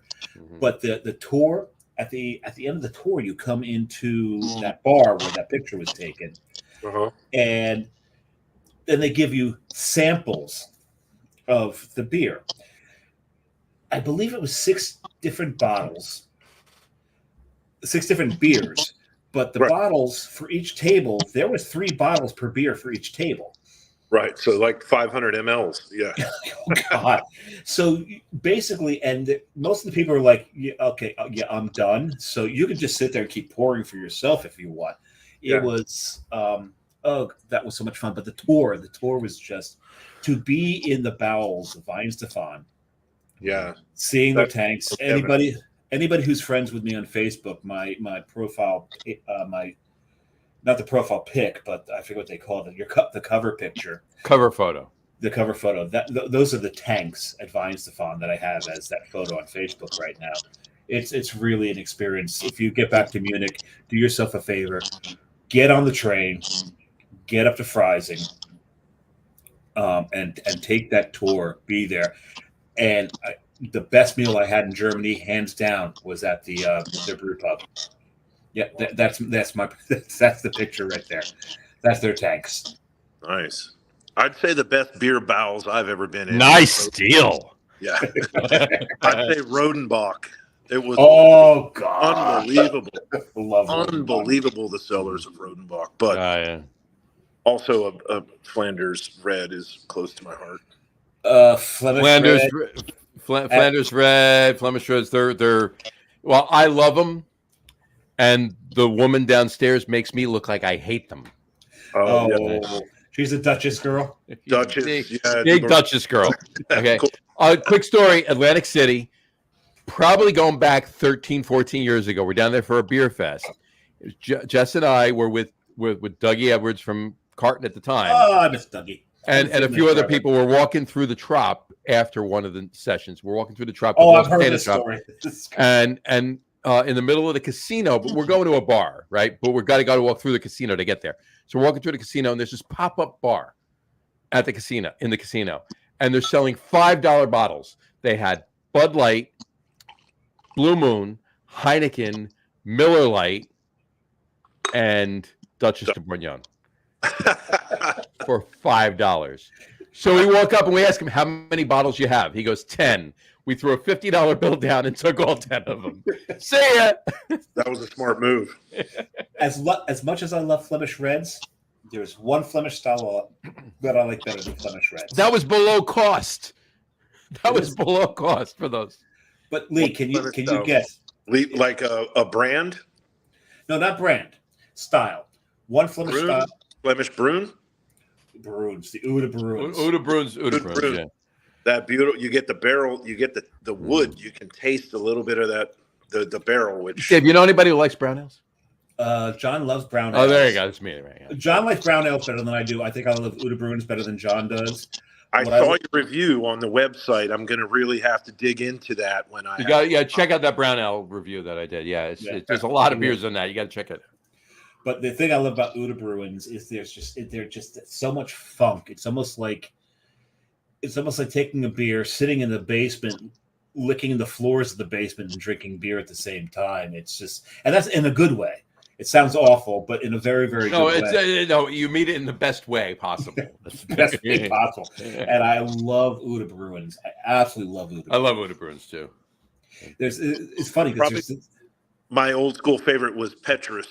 Was probably the Petrus is a good beer. I haven't had that in forever. It's been a while. I gotta see the red and the Oude Bruin. Yeah, that's fantastic. Oh, Castile Red's another. But do you see what John did the other day? He's talking about Starodomsky, talking about Brew Guru. What did he do? He had a Castile cherry ale. Yes, he did. And then he left about a third of it in the glass, and he poured a Brooklyn black chocolate stout in it. So he made a chocolate cherry, and it was fantastic. Oh, he's an animal. He's an animal. No, I love the Oude Bruins. Damn. Why is it that your own beer blend is always the best beer you have? Always the best beer, no matter what. 'Cause you never do it early in the night. It's always later. Oh yeah, where you've got the bravery. I was at a bar once called Cloverleaf, and what bar is that? Cloverleaf Tavern. I've never heard of it. You used to live right around the corner from it. But one of the bartenders there, Matt Sherringau. Matt and I love to mess around with the taps. We like to blend things. And I came enjoy that as well. I came in. They had a founders takeover, and I look at the taps that they still had on, and they had I just blanked on the CBS, KBS, and all that. KBS. They had KBS on tap, but they also had Cerise on tap. And I looked at him. I said, "Have you blended KBS and Cerise yet?" And he looked at me and went, "No." He goes, "What ratio?" I go, "Try it. Start at half and half." We started half and half. It turned out to taste like a chocolate-covered bourbon-soaked cherry. And we brought the owner over, Ryan, poured one for him. He took one taste of it. He goes, "What are you calling it?" We told him what we were calling it. He goes, "Put it on the POS." Nice. Put this to POS. Get it on the menu. He goes, "This is amazing." Matt was also good at taking a couple of beers that may have been subpar, middling, whatever, blending them and turning them to something better. He had Harpoon's Raspberry UFO. Okay, middling beer. He mixed it with Lining Kugel Summer Shandy. Okay, and turned it into something that was better than some of its parts. It was a raspberry lemonade. It was so drinkable. It was delicious. we did a lot of what Augie would refer to, the owner of Carton Brewing, as fuckery. Pretty much. Yeah, we had a great time blending stuff from the taps. And I miss doing that. Matt's moved on. I don't know. Do you know where Matt is now, Johnny? I do not know where Matt is now. I really don't. I gotta ask him where he is. I know he's fishing. He's a big fisherman, but Right. I gotta figure out where he is. But what are you looking up there, John? I'm looking for. I got. There we go. Here we go. What'd you find? So, all right. So, anytime John's looking at his phone like that, he's searching through. I'm not going to talk about the brewery, but there's a brewery I used to work for. Okay. And one night there was no one in there, and I was sitting there. I finished work, and I'm back at the tap room having a beer, and me and the bartender, literally only ones in there. It was a horrible rainy night, storms. No one's in the brewery. No one's coming out, and we're like, we're like you said, fuckery, right? Yeah. So we just start mixing beer, right? Gotta love it. But we did layering. Okay. Layered. So there's a raspberry wheat ale with a stout on top of it. Okay. I recognize those mugs, so I know what you're you know what I'm talking about, right? Yeah, I know. Okay. And then we did for shits and giggles, we did our New England IPA with the stout on top.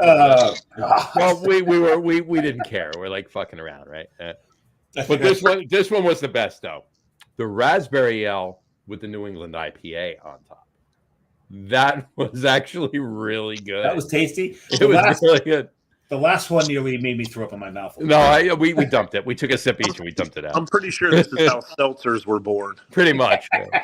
It was later in the night. We were both exhausted. We're like, yeah, let's see what this will do. You know, that kind of thing. You remember that McKellar single hop series they did? It's probably Yes. Oh God, love that series. We did a tap takeover with all 20 of them. And that to this day has to be the best IPA I've ever had. It was all just a splash. All 20 splash of all of them all the way. Okay, so Lee, Yeah. This is if I can get it up there. This is Lorber's response. Say hey if it's not too late. No. So Bob said hey. Great guy. Cheers, Bob. Cheers, Bob. Bob And Bob, all the Tampa beer folks. Great people. Yeah. And Bob, the trivia king of the Tampa St. Pete area. Mm-hmm. Yeah, if you follow him on Instagram, he won't let you forget that. No, not at all. I follow him and our friends on Facebook, and it's constantly get him up to Jersey because I'm hosting another trivia night on September 7th. He's from Jersey, by the way. Oh, wow. Shouldn't be hard, huh? Well, is he in Jersey right now? Is my point. No, he's not. And the fact that he's from Jersey and escaped Jersey, very little chance of getting him back here. Well, that's my point. Get him up to Jersey. It's the weekend after Labor Day weekend. On September 7th this year, I'm hosting a trivia night. I won't say where. You know where. But I won't say where. You have to bring his whole team. He's actually from T-Deck. There you go. Bring him up. The weather will still be nice, so there's no reason not to come back. There you go. Plus, the food is way better, I'm sure. I've never been to Jersey, but it's better in Florida. There's really, really, really good food in Jersey. There really is. My kind of food. I don't even have to visit to know. So, hey, let's do our top threes. I think it's time for our top threes. I feel it. It's time for our top threes. All right, tonight's top three list. And, I'm going to say, I haven't said in a while. It's been a while. I've been remiss. I haven't said in a while. While you go through this, I got to tinkle. Oh my God! This is why I'm not. This way I don't tinkle during your top threes. There you go. This is true. Oh, you go then. Go then. So I thought we were supposed to leave a gallon jug here, like World of Warcraft people. After the show's over, we're going to tell you a little story, but we'll leave it alone. But anyway, Lee, I'll just tell you, we do a top three list for two reasons. One, when Dave and I first started this podcast 4 years ago. Yeah. The first 8 shows were guestless. It was just Dave and I, right? We were finding our footing, right? When we started the top three list, it was just Dave and I, and it was probably about halfway through that. Sure. So it was just the two of us. So we were paying homage to 1933, 33, 2 threes, my 3, his 3, the repeal prohibition. There you go. That's why we do the top 3 list. The other reason we do. Don't forget about Rolling Rock. Right, exactly. And Rolling Rock, the 33, right? The other reason is because a top 10 would just take too long, because we usually have 5 or 6 for our top 3 anyway. So, right. So that's why we do a top 3. Tonight's top 3, while Dave still is busy in the loo, if you will. Tonight's top 3 list is top 3 pet peeves from our craft beer experiences. Top 3 pet peeves from our craft beer experiences. Whew, good. I bet Lee, kick us off. What are your top 3 pet peeves? I would say number one. You're going 1, 2, 3, not 3, 2, 1. Yeah, probably go number one is like lack of knowledge of styles and what you adventure. People like I feel like when I first got into beer, I would grab beer guides and style guides, and I'd want to try every, like you mentioned Sammy Claus earlier, and you mentioned all these different Belgian breweries, and we've mentioned German breweries, and it was about trying to chase and find an Oud Brewing or Sure. a nostalgic brand that made a classic style. And I feel like for reasons that we all know, people get set on the type of styles that they like, and it's kind of all they ask for nowadays. And their adventure is in that style category, not in beer itself. Like experience everything, and drinking seasonally, and all the other things that come with learning about all the styles. So that's probably my number one pet peeve, is just the lack of care when it comes to learning about beer in general, when it comes to the style guidelines. So you're probably as irritated as us when someone checks in a Guza into Untapped, gives it a 2.5 and said, "This is too sour for me." Exactly. Yeah. Yes. And like I probably haven't been to Untapped since the first 6 months it came out. Because good for you. I'm proud of you for that. Good for you. Good for you. I'm pretty jaded. I mean, I'm a beer advocate guy. Admittedly, I don't go on there as much anymore, but I use Untapped for myself, not Exactly. for the game, not for the badges, not for anything, for myself to. So I remember what I had, and literally only so that if I look to see if I wind up checking into something that I've had before, has it improved? Has my palate changed? Right. That's why. I totally respect it, and I love the fact that people keep track of what they're drinking and stuff. I don't blame Untapped for people not caring about what styles they're drinking, but I do think it's easier to get caught up in 100% chasing beers that aren't necessarily different beers and different styles from different parts of the world. Sure. People are caught in, trying to drink as many beers or the beers that they like, which is fine. But not that I want to interrupt your list again, but I'll point this out. The thing that pisses me the most off about Untapped, and I just want to bring it back because it's relevant, because we're talking about Untapped, and I don't want to forget it either, is the people that post a review, and I'm paraphrasing here, but you'll get the idea. Right. This is the best IPA I've ever had. Sure. I hate IPAs 0.25. Okay, yeah, right. Okay. Yeah. So now what you're doing is you're saying it's a great IPA, but you don't like IPAs, so you're giving it a 0.25 not because it's bad, because you don't like IPAs. Right. And you're lowering the rating of that brewery's beer that they've worked hard at. Well, people don't think gave me an idea. Maybe I'll get on Untapped and just review IPAs since I hate them. There you go. I like that. Oh, poor dancing though.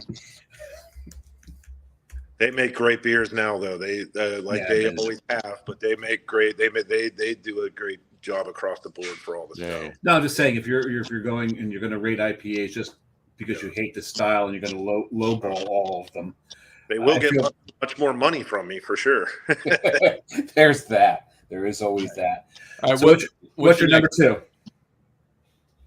Um, this might kids and dogs at breweries. Right? I feel like you remember when they put smoking sections in restaurants when we were kids. Yep. And they separated everybody. Mm-hmm. Sometimes I feel like breweries are just a place to babysit people's kids and dogs nowadays sometimes.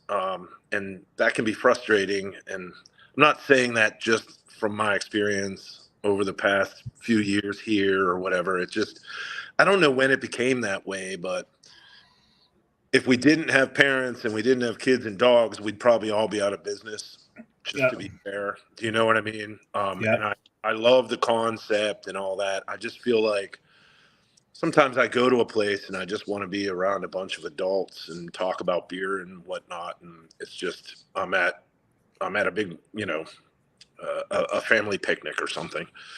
And, I know exactly what you're talking about. probably not going to be, people may not be the biggest fan of that comment, but it's just me. I'm personally, I love dogs. I love kids. But I also like drinking beers a little bit more without dogs and kids. Fair enough. So maybe a bit controversial, but I got you. It's what it is. What's your number one? Oh, no, that was number three. What's number three? That's number three. Yeah, number three. Yeah, this is probably my number 1, 2, or number 3. You can flip flop any of these, really. But I would say the lack of really all my years in distribution and being a salesperson. Truly, the lack of there's just the misunderstanding from bar owners and brewery owners about the relationships between distributors and the bar and brewery owners. There's a bit of a disconnect where some brewery owners or some bar owners think, let me try to get as much as I can from these people without considering that they're a small business as well. And then there's just an overall misunderstanding about how expensive it is to transport beer, to transport ingredients, to purchase ingredients, to do can contracts, to do a micro star contract where you can't send back the barrels until you get 100. You know what I mean? So you're constantly letting people borrow money and waiting on checks to come back. And as a salesperson and as a person who is involved with a startup distributor and big distributors and managing distributors, there's a total misunderstanding and a underappreciation for what distributors do for people in the beer industry. And you're speaking my language on this. Yeah, Johnny was a 100%. sales guy for a good portion of his beer career. Right. So yeah, that's without getting into it too much, just being a salesperson because trading. Well, to expand upon that, and you'll obviously, this is where you're going, right? Is there's a number, not all, there's a number, a good number of bar owners out there that are focused on, and have been, because that's the way they were brought up in the industry, focused on what they get from their distributors. Sure. And they shouldn't be getting anything from the distributors because it's technically, it should be a partnership. Not so legal if they're getting things. But you're talking payola. Not even payola, just that the skirting the gray line of getting things, right? That's what they do, right? But that aside, they're used to, well, if I buy this many, how many do I get? Or can you give me a discount on this if I buy this? And what if I get this? And what can you do for me? What can you do for me? That's what their issue is. What have you done for me lately? Right. And what they don't understand is that works with Bud. That works with Miller. That works with Coors. That works with Heineken. That doesn't work with the local guy that's feeding his family based on what you buy from him. And doesn't have a neon sign to give to you. Right. And working all day and then driving the 2 cases you ordered out to you on his way to pick up his kid, Exactly. That's exactly what I'm talking about. Yeah. Exactly. There is 100%. a misunderstanding. Right with you there. 100%. I'm going to interrupt you guys briefly. Bob Lorber got back to me again and said, I missed that giant. Miss you too, brother. Yeah, cheers. So cool. All right. Samurai, you're 3. I'm just. I'm sorry, back. you're 8. I'm just replying back. Lee's cheers back to Bob. Gotcha. Anyway, so yeah, I've got a few. Lee touched on a little bit of them, but John knows this is probably my number 1 pet peeve in craft beer, and it's related to. You're going 1, 2, 3 too. I'm going to go 1, 2, 3. Since Lee did, I'm going to follow suit. My number 1 pet peeve is when you're in a festival, and you've got that guy. He's wearing a brewery shirt from like a very popular brewery that everybody knows. He's wearing a Heady Topper shirt. He's wearing an other half shirt. He's wearing. This is a flex. This is a hey.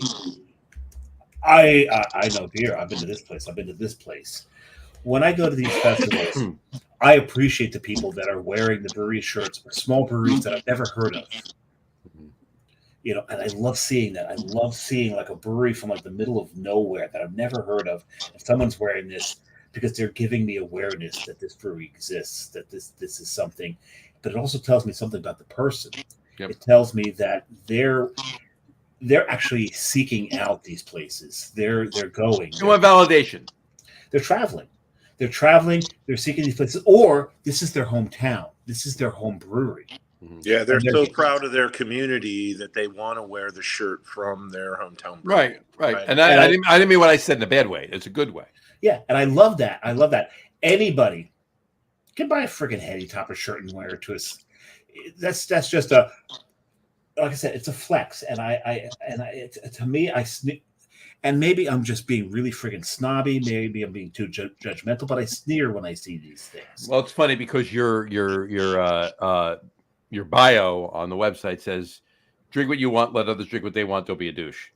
I still stand by that. Drink whatever you want, but when you come to a festival, it's like going to a concert wearing the T-shirt of the band you're going to see. Yeah, we get it. You like them.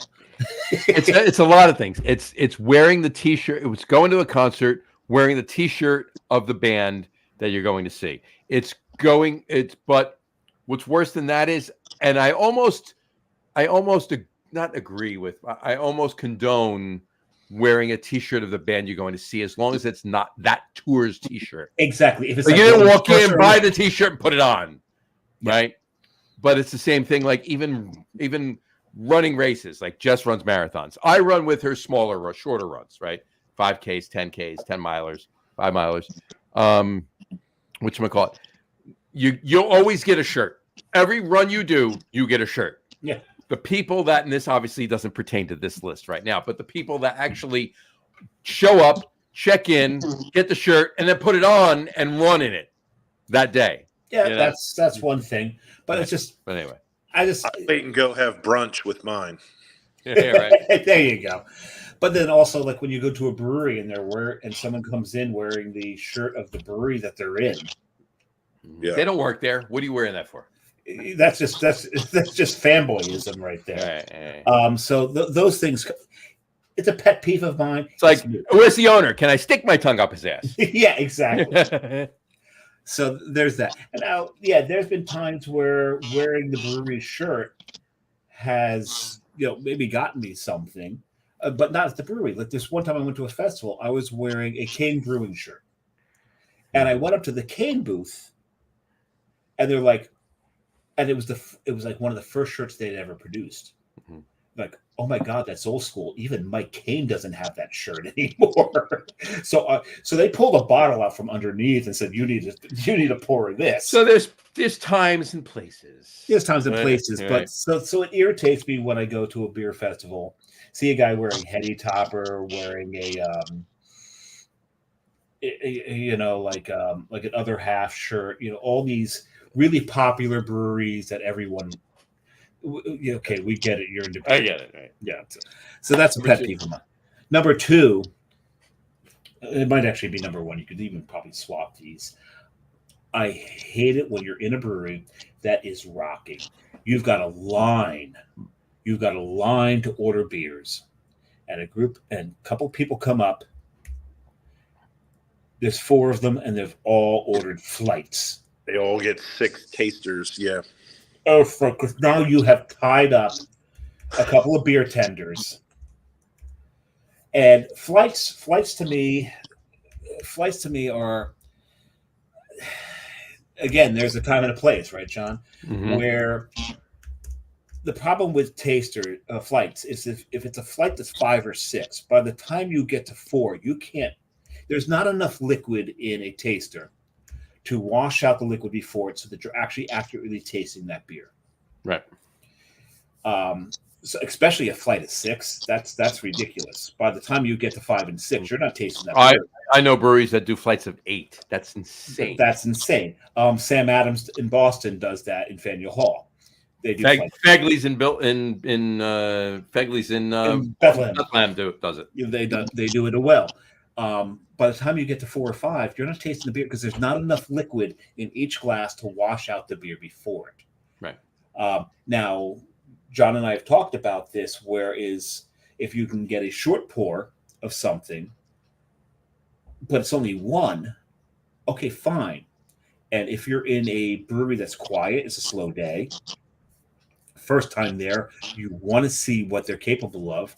The flight is 4 tasters, and you don't want to drink a lot of alcohol because you're driving. I get that. But when you got a brewery... I get it too, and I've done that. Yeah, but I get that. As I have. But when you're in a brewery that's absolutely slammed, where there is a line 20 people deep, and you're ordering a flight... Use your common sense. Use your common sense. Yeah, absolutely. If you were behind the bar, would you want to get your order? Yeah. Right. Exactly. That's what I'm saying. So that's a pet peeve of mine. Number 3, and it's a little bit of an echo with caveats what Lee was saying about children in breweries. Mm-hmm. I don't mind children breweries. I love dogs in breweries because I just love petting the puppies. To go up to Okay. This is a PG show, folks. Not the puppies that you're thinking of, John. I'm talking about the doggies. I'm talking about the furry things. Well, I guess they could be furry.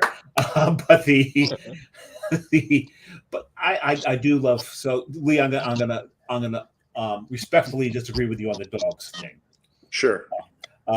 The children thing I fully get because you get those because you're always going to get that child that's unsupervised, where the parents have had so much beer that they don't even remember they have a child with them, and that child is just disrespecting the whole brewery. And yes, I'm one of those people that when that child's running around, smacks his head against a table because he's lost control. I'm going to laugh. Sorry. Yeah. Sorry. We got a name for a new beer. Yes. Smack your little friggin' child head on shit. But kids in breweries, like you said, if there is like a section where they're off to the side, because I do not ever want to rob parents of that experience of being at a brewery. That's the problem. I love parents and stuff too, and I don't want to rob them of that. But the one thing that pisses me off more than anything at a brewery is when I see you've got the parents, they're sitting at the bar and the kid's taking up a bar stool. Yeah. No, you have to be at a table. Do not take up a bar stool. The bar stools are for the people that want to talk to the beer tenders. They're the ones that are going to interact with the beer tenders. And the one thing these people don't understand is that beer tenders want to interact with their clientele. And they want to interact with clientele that knows something about beer. And I never would have met you if you didn't sit at the bar and we have a conversation. Exactly. That's my point. And that's why I love sitting at the bar, because you sit at the bar, you're going to have the attention of the beer tender. And the beer tender they're not going to want to interact with a 6-year-old. That kid knows, okay, that kid is probably just he probably just likes IPAs, right? That's it. Those losers don't even know the 4 ingredients it takes to make beer.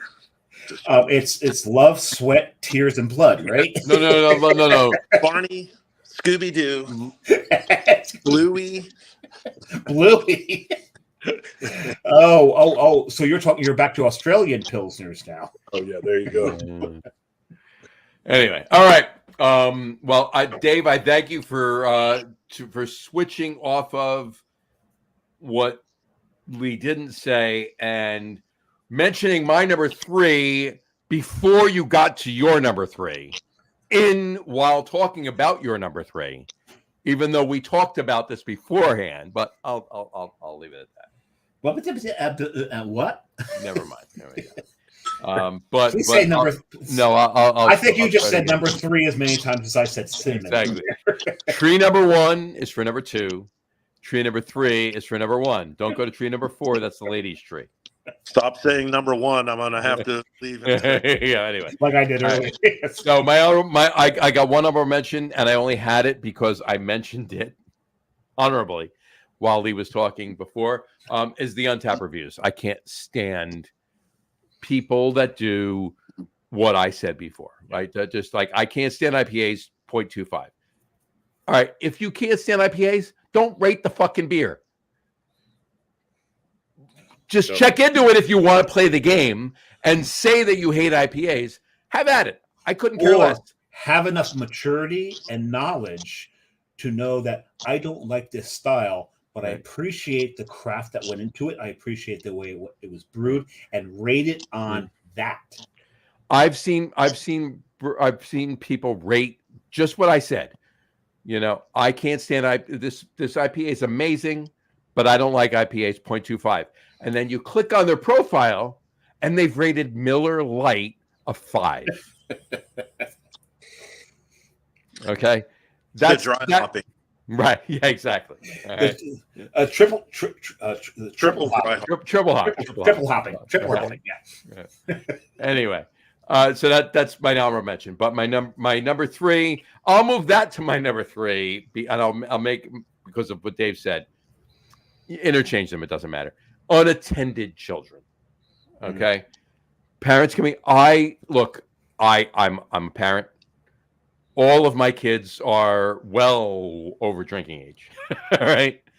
Whatchamacallit. But I get it. You want to go out to a brewery.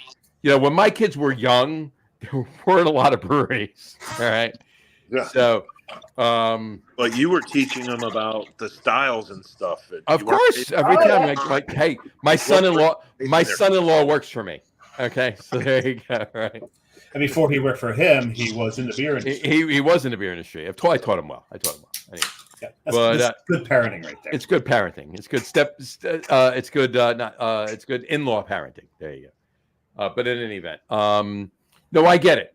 Believe me, I totally get it. You're not going to get a babysitter to go out to a brewery. You take your kids. You can do that. That's fine. And it's fine. Obviously, you're coming into our brewery. Just pay attention to your kids. Don't ignore them. That's all I ask. Just pay attention to your kids. And you don't have to literally be staring at them every second of the minute you're in, every second of the time you're in. Are. Just pay attention to them. Know what's going on. That's it. All I ask. And we get it that it takes a village, but that village is not in the brewery. Not at all. That's number 3. Number 2, too many IPAs. Too many IPAs. Now, you can have a lot of IPAs. I don't look, we brew a lot of IPAs. All right. You're getting to the point where you're almost an IPA house, so but we'll no. It's the summer. It's the summer, I get it. But when I say too many, out of business too. When I say too many IPAs, I don't mean. So Lee, we have a saying on the show: IPAs keep the lights on. Right. I don't mean like too many. I don't mean like 90 IPAs, and what I mean is too many IPAs and nothing else, or very little else. Yeah. In other words, like they have 12 IPAs on tap and 1 or 2 other beers. That's my point. That's a pet peeve. Right. So there's that. And then my number 1, and this hasn't been brought up at all. We haven't talked about it. Food at a brewery. And I'm not talking about a brew pub, and I'm not talking about food at a brewery that does it right. I'm talking about food at a brewery where they're trying too hard to be a restaurant, fuck the brewery kind of thing. Like they care more about the food than they do about the beer they're putting out. Like you walk in and you sit down at the bar or a table, and it's a service place, and all they're worried about is the food that's being put in and the kitchen coming out and the bussing of the tables and everything else. And the beer is secondary or a third tertiary to the food. They tricked you by getting you in the doors by saying they're a brewery, right? When they're just a restaurant, right? 100%. Oh, bait and switch, right. And believe me, there's some amazing brew pubs out there, and there's some amazing breweries out there that have food. I'm talking about the ones that, like you're saying, Lee, the bait and switch ones. But then, if we're talking about food at brewery, one of the best things I put in my face that was food in Pittsburgh was at Strange Roots. Okay. Right. I had what basically amounts to a loose meat cheeseburger at Strange Roots. It had some. Was it a cheeseburger cheesesteak kind of thing? Yeah. It's a beef and cheese that apparently they're popular in New York City. Yeah. That's why I asked. Yeah. Steak and cheese, you use ground beef. Instead of chopped steak, you use chopped meat. Chopped beef. It's called a chopped beef. Yeah. Right. Yeah, it was called the chopped beef, and there's like this pepper jelly in it. That's with Pittsburgh Sandwich Society, by the way. Pittsburgh Sandwich Society. It makes, oh my God, the sandwiches they put out there. So if you get to Strange Roots, go hungry. Order the food there.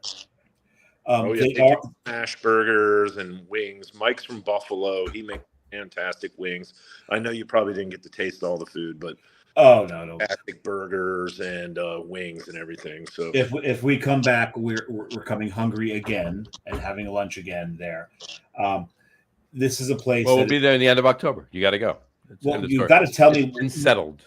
You got to tell me when it's time to buy the tickets. The last Monday in October. I can get them now if you want. I don't care. Yes, get the damn tickets. Get 4. I'll give you the money for the other 2.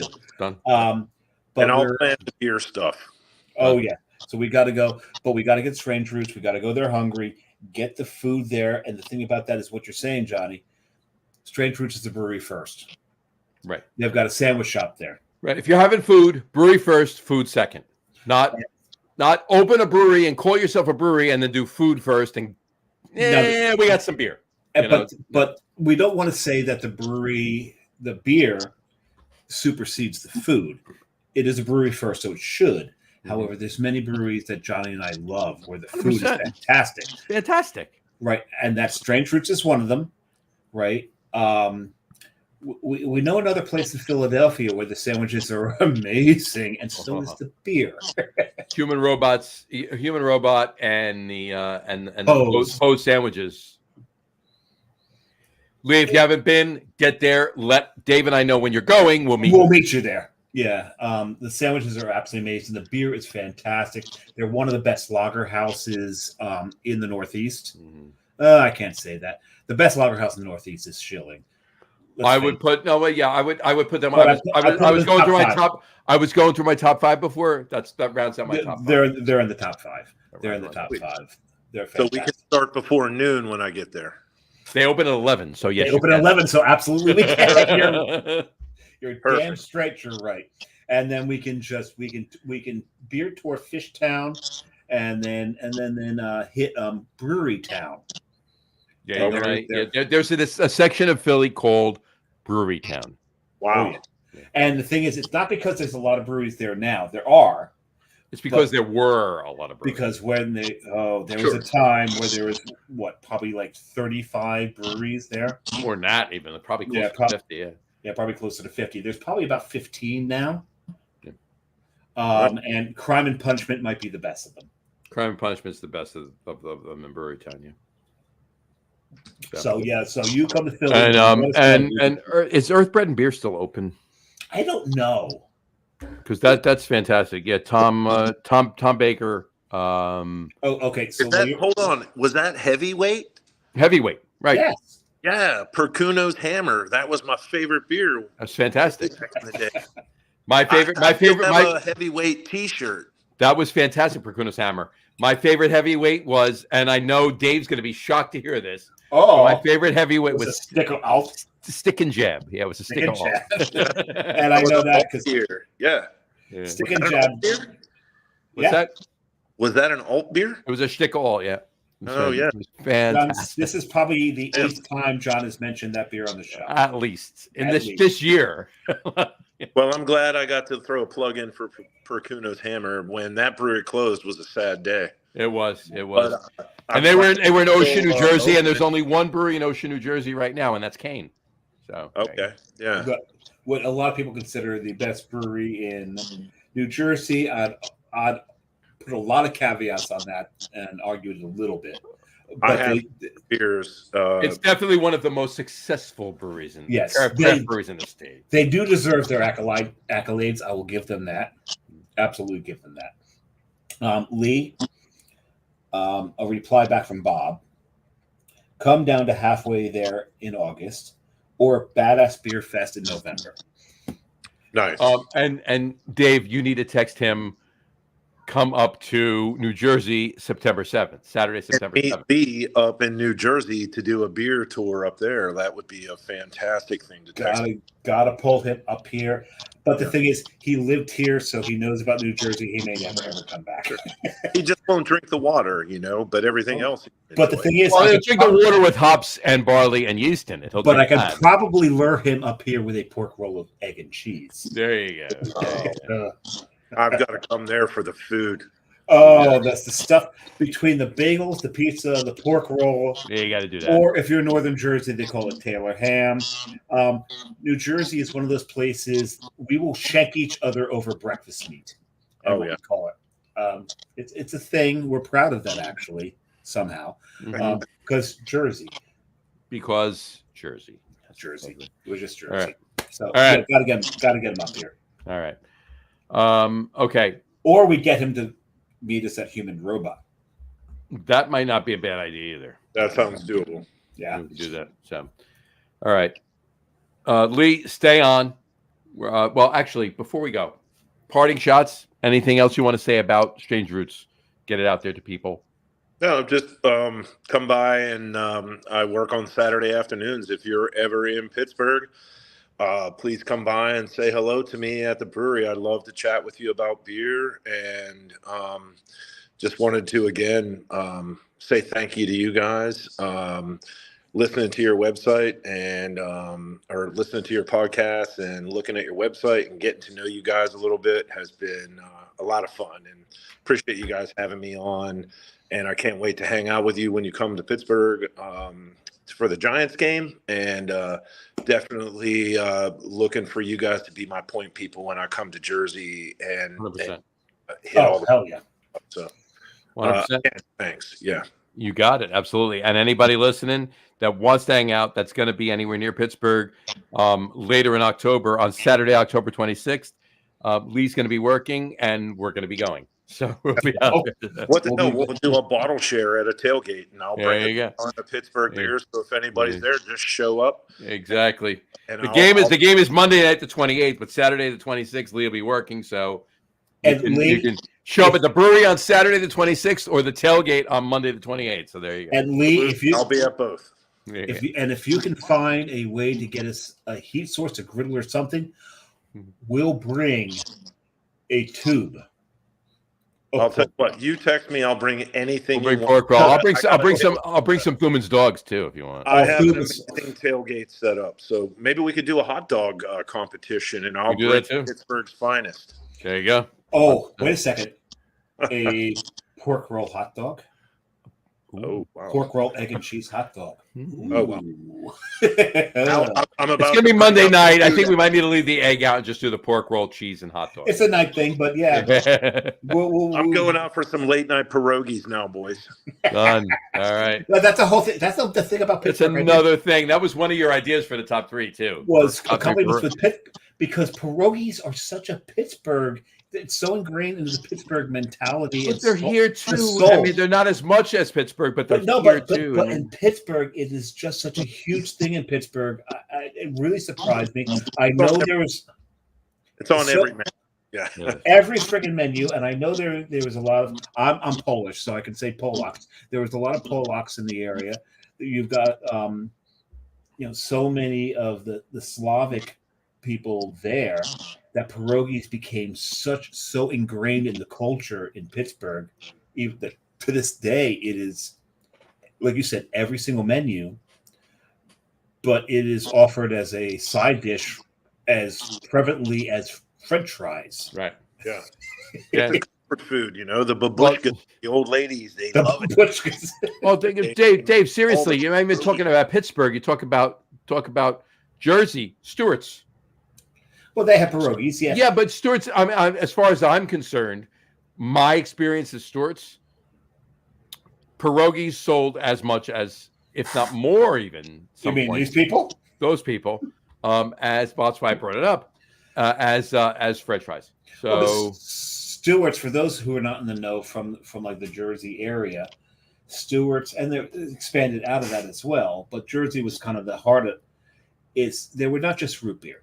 This was a hot dog, hamburger, fries, pierogies. It was. If you have any clue, and if you're younger, you don't. But if you have any idea with what Happy Days was, and it's the best way I can describe this without. Yeah. Well, because it was a drive-in where they would come drive-in where they actually came out to your car. You pulled up. You didn't have to get out of your car. They came out to your car, took your order, went in. Then they came out with a tray. You rolled your window up a little bit. They put the tray on your window, and you ate in the car. That's what Stewart's was. Yeah, and pierogies was on the menu. Because there's a big Polish population here. I'm Polish, and I love the fact that I can get home smoked kielbasa and house made pierogies. Mm. And Cabanossi. I fucking love Cabanossi. Cabanossi. But anyway, Palushka, we can just go down the list of delicious Polish foods. Oh, the pickle soup, the white borscht. Oh God, I love white borscht.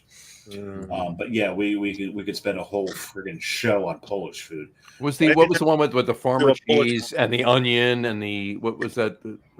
Say again. I'll think of it.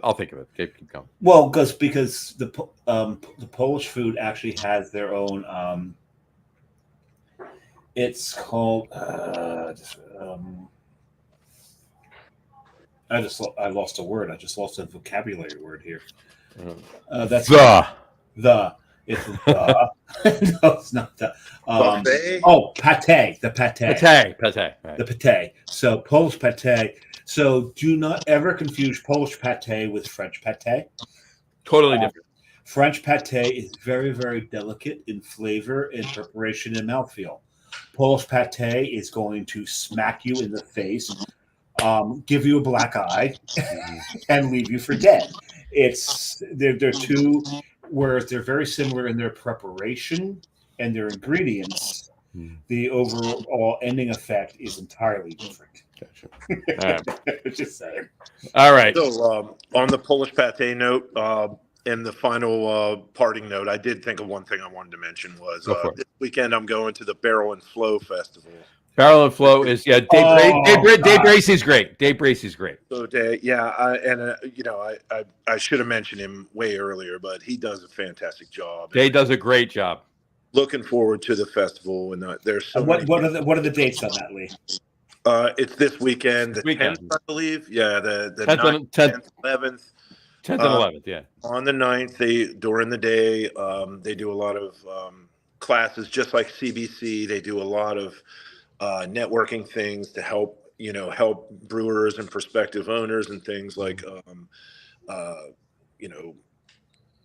network and whatnot. And then Friday night is the bottle share. Saturday is the festival, and Sunday they like DJ stuff and brunches and all that. But really looking forward to trying some of the collaborations this year. There's so many cool up and coming like black owned breweries. It's something that I'm like super proud that Pittsburgh has embraced, and that Dave has really done a great job. Dave does an amazing job with this. But like the Atlanta breweries, I'm looking forward to Conzo Brewing, and Our Culture is doing a collaboration this year with Creature Comforts. Oh, wow. Georgia. And then Off the Wall Brewing from Georgia. I'm looking forward to trying their stuff. but also Vine Street. Stuff. Yeah, Vine Street is from Kansas City. I worked with him, Kemet, at Boulevard, so really looking forward to seeing him and trying all of his stuff, and Smittix and Brockton and all of the great breweries. I'm really looking forward to trying their collabs this year, and just want to give all those guys a shout out and let them know that I'm looking forward to seeing them this week. Yeah, so if you can't make it this weekend, put it on your calendar for next year.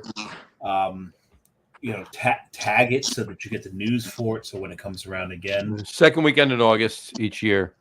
Dave does an amazing job with that Barrel and Flow Fest out there. We got a couple of years ago, I was talking with Dave. We were going to get him on the show, and then I kind of fell by the wayside. We never did. So let him get through next weekend, and then we'll get him on in the fall. We'll talk about it. We got to bring this up. Yeah, I want to get out there. When I was in Pittsburgh, it was at least 3 people. Lee, I think Lee was one of them. Mentioned this festival to me. That you got actually one of my Uber drivers talked about this festival and said, when you come back to Pittsburgh, make sure you time it with that festival.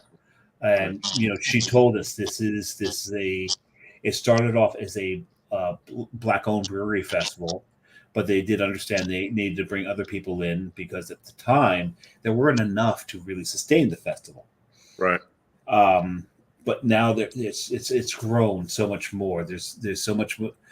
There's a lot of collabs going on too, like Lee was talking about. There's a lot of collabs happening like that. So it's over 30. Yeah, over 30 collabs. Yeah. Everyone is. We actually got a couple. Yeah, with its artist. Yeah. Yeah. Well, it's an art festival too, right? There's artists involved. Oh yeah, yes. That's the problem is with the way that I travel through the year each year. August becomes problematic because it ties in with Carrie's birthday, and that's where we travel typically. But maybe 1 year I can convince her to traveling back to Pittsburgh and doing this. Because there's so many things that I think we missed while we were there.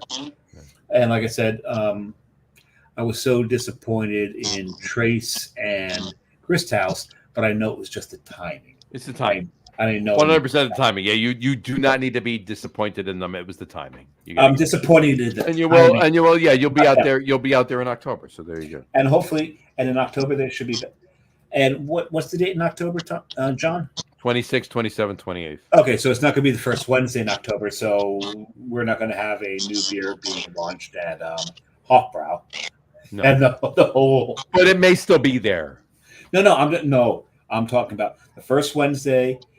With the cask, and I know, where they have the whole rigmarole, and it's just a blast to be there to do that. And I just happened to be a dumbass who managed to happen into it when we were there, and just got to see the whole procession and have a great time.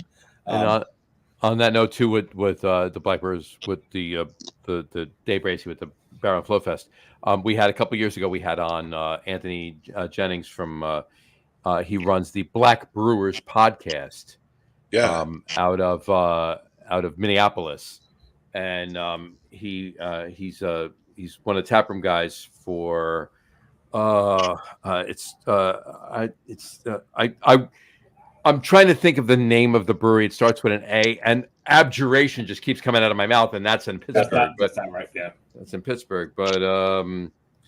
It's I will tell you in 2 hot seconds. 1, 2. All right, shut up. Hot. that was 2 hot seconds. Johnny has always had a very loose relationship with the space-time continuum. No, that's not what it is. Hang on 1 second. Well, 2 hot seconds. People know what. Okay, so Lee, while he's doing that, tell us about your shirt. I'm seeing lager. I'm talking about your shirt. We'll wrap it up in a couple of seconds. So there you go. This is Halfway Crooks Brewery from Atlanta. Okay. And they make some fantastic beers, but I don't know that they intended to do this, but they started making a lot of lager shirts and hats and things like this. And I'll bet you they sell more merch than they do beer because these shirts are so freaking popular. This is one of the first ones they ever did. You know, it's just a lager shower brewery. Just if you're ever in Atlanta, it is one of the Say best. the brewery's name again. Halfway Crooks. Halfway Crooks. They are celebrating their 5-year anniversary. Probably, I think this week actually. Really?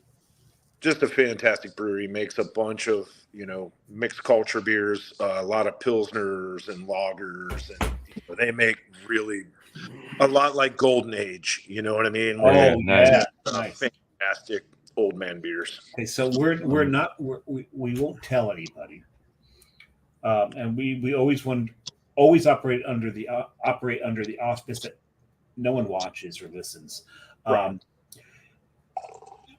Even though there's people watching and listening right now, but that's sure, that's fine. But no one is. As far as this question goes, yep. For you, Lee, preference: Atlanta beer scene, Pittsburgh beer scene.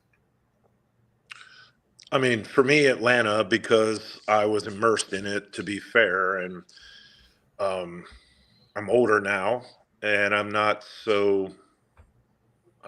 chasing beer, and I'm not, so into the culture like I was. But when it came to Atlanta, like I lived in Decatur, Georgia for 15 years. Which That's a good place to live if you're there, yeah. It's like beer mecca. I saw the beginning of, I hung out at a brew pub called Twain's that they've been around since the 90s. Saw 3 taverns and Wild Heaven and now Little Cottage. A lot of great breweries in that little area. And like I said earlier, I moved there at a time when beer culture was really changing, and I was able to be a part of that, which I'm so lucky to have lived there at the right time. And so for nostalgic reasons, I would say there. That's special, but, yeah. Yeah, 100%. For now, I love trying to find my way around new breweries and meeting younger people and people that are really getting into beer and stuff. That's fun too. So sort of like if nobody knows who you are when you go to a brewery or a bar, you have more fun than if people are like, oh, that's the guy from the podcast. Let's roll out the red carpet for him. It's kind of like my experience here in Pittsburgh is like, I don't have to worry about I can just go to breweries and enjoy them for what they are. I don't 100%. have John, really a part of the community, but John knows full well that there was a time on Facebook and in the New Jersey beer community where the Beer Samurai was actually a thing, and the Beer Samurai was better liked than people liked me. Right. And you probably hated that at times, right? And I hated it. But John also knows that I always traveled. No one knew that the Beer Samurai was there. They knew Dave was there. Sure. And so I fully get that where you don't want to walk into a place. People know who you are because they'll treat you different, and you're not getting. I want the experience that everybody gets. Yeah, exactly. And you want to know who they are. You don't want to know who they are reacting to you. To someone who might have some notoriety. Mm-hmm. And so I fully understand what you're saying there. Because there was a point I got to that, and it embarrassed me, actually. Yeah. I didn't like it. And for a while there, I actually killed the Beer Samurai persona. The Beer Samurai persona was actually resurrected during COVID in Rhode Island. There you go. Only because I felt it was needed there. And now I embrace it a little bit more, but I still don't want anything from it, right? Right. Yeah. So anyway, Brian Brogue just said, I am. I'm not sure what he meant. I am too. Like when we said we're older, maybe he means I am. And he said when I said, is he still on? He said, I am. I don't know, but that was you said that about an hour ago. No, he said it. No, he said it 2 minutes ago. So yeah, but you said, "Are you still on?" I am listening. He's still listening. I know. He's still listening. There. Okay. But I said it an hour ago, and he just answered there. So, Brian, love you. Little Dave, I'm kidding. Anyway. All right. One other thing is Arbiter Brewing. Arbiter Brewing in Arbiter, yes. Arbiter Brewing in Minneapolis. Anthony Jennings was on, and he does the Black Brewers podcast. And I sent him to hook up with Dave Bracey like 2 years ago, so I'm pretty sure he did. But so if you're there, Lee, if you're over there with Day this weekend or whatever, see if the Black Brewers podcast is around, and if Anthony Jennings is there, I'll say hello for you. No doubt. No, you said it when I typed that. Name down now. Anthony, I still don't know what Brian's talking about, but okay. He said, "No, you said it when I typed that," which is weird, Brian. It actually came. It literally just popped up. I don't know how it was delayed, but it literally popped up. Oh, it's delayed almost an hour, like a while ago. But well, tell him I'm 6'8". Tell him I'm 6'8", and I got dreadlocks down to my waist. So I can attest to this. Tell him to find me. I'll tell him to find you. There you go. Yeah, you're pretty easy to spot. There you go. Anyway, all right. Anthony is his name, and he will be looking for you this weekend. Arbiter Brewing. Anthony. I will make sure that he knows to look for you. There you go. All right. Anything else? Are you heading to anything else, Lee? Anything else, Lee? No. Thanks a lot for having me, guys. I really appreciate it. I enjoyed talking to you, and look forward to seeing you guys this fall. Definitely. We will definitely make that happen. I've enjoyed talking to you as much on the show as I did while I was at the brewery. Cool. Absolutely. 100%. All right. Lee, don't go any. You're going into the outro? Go to the outro. Lee, don't go anywhere. I'm going to pee while you do the outro. You do that. Lee will talk for a couple seconds after I finish the show. But on that note, we'll wrap up the show for today. We want to thank everybody for watching. And for those of you just listening to the audio podcast, thank you for listening. Don't forget to visit our website, www.lagerroom.com. That's LAGERROOM.com. And please remember, like us and follow us on all of our social media, Facebook, Twitter, Instagram, and of course, our YouTube channel. All of them are at The Lager Room. Remember, we go live with the video podcast on Facebook, YouTube, Twitter, which is now X, and Twitch every Tuesday night around 6:30 p.m. Eastern Time.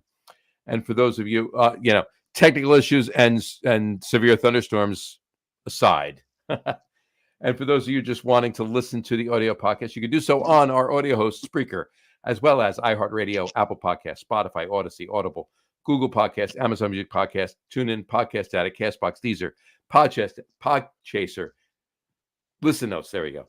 Pretty much anywhere you can find an audio podcast, you will find the Lager Room Guys Craft Beer Podcast. If you haven't done so already, please subscribe to one or more of those feeds, and you will never miss a show. Again, thanks for following along with us. Have a great rest of your week. Have a wonderful weekend. Drink a lot of beer, but drink responsibly. And we will talk to you next week, folks. Actually, we'll not talk to you next week. I take that back. Next week's our vacation week. We are off next week. No show next week. We will talk to you in 2 weeks, folks, for our St. Bernardus Day show. First St. Bernardus Day show, because St. Bernardus Day is not on a specific day of the week. It's a specific date. So it's the first, in 4 years, it's the first day we're doing a St. Bernardus show. So our next show is 2 weeks from tonight, and it is our St. Bernardus show. So we will talk to you then, folks. Again, have a great weekend, and we'll talk to you in a couple weeks, folks. Take care. You muted yourself. I muted myself so that you couldn't hear me peeing in the next room. And for the St. Bernardus show, there will be a surprise because I will be at a brewery in Vancouver. There you go. So everybody gets to be jealous of Dave being at a Vancouver brewery. That's basically what he's telling. Just being in Vancouver, and then I'm going to see if I can't get Ryan Reynolds to join me. No, Ryan Reynolds is not going to join me on the show. He's not going to join you on the show. That'd be really cool, though, wouldn't it? That would be cool. Maybe he's there, and you can work it out. Who knows? But yeah. So you mentioned next week is a vacation for us. I already did that. I just said that. I heard you say that. It'll be because it's also Carrie's birthday, so I can't do the show on her birthday. She'd kill me. We'll be in Seattle for that day, so that'll be a lot of fun. All right, folks. Have a great rest of your week. Have a wonderful weekend. Drink a lot of beer, but drink responsibly, and we'll talk to you in a couple weeks, folks. Take care. Cheers. Cheers.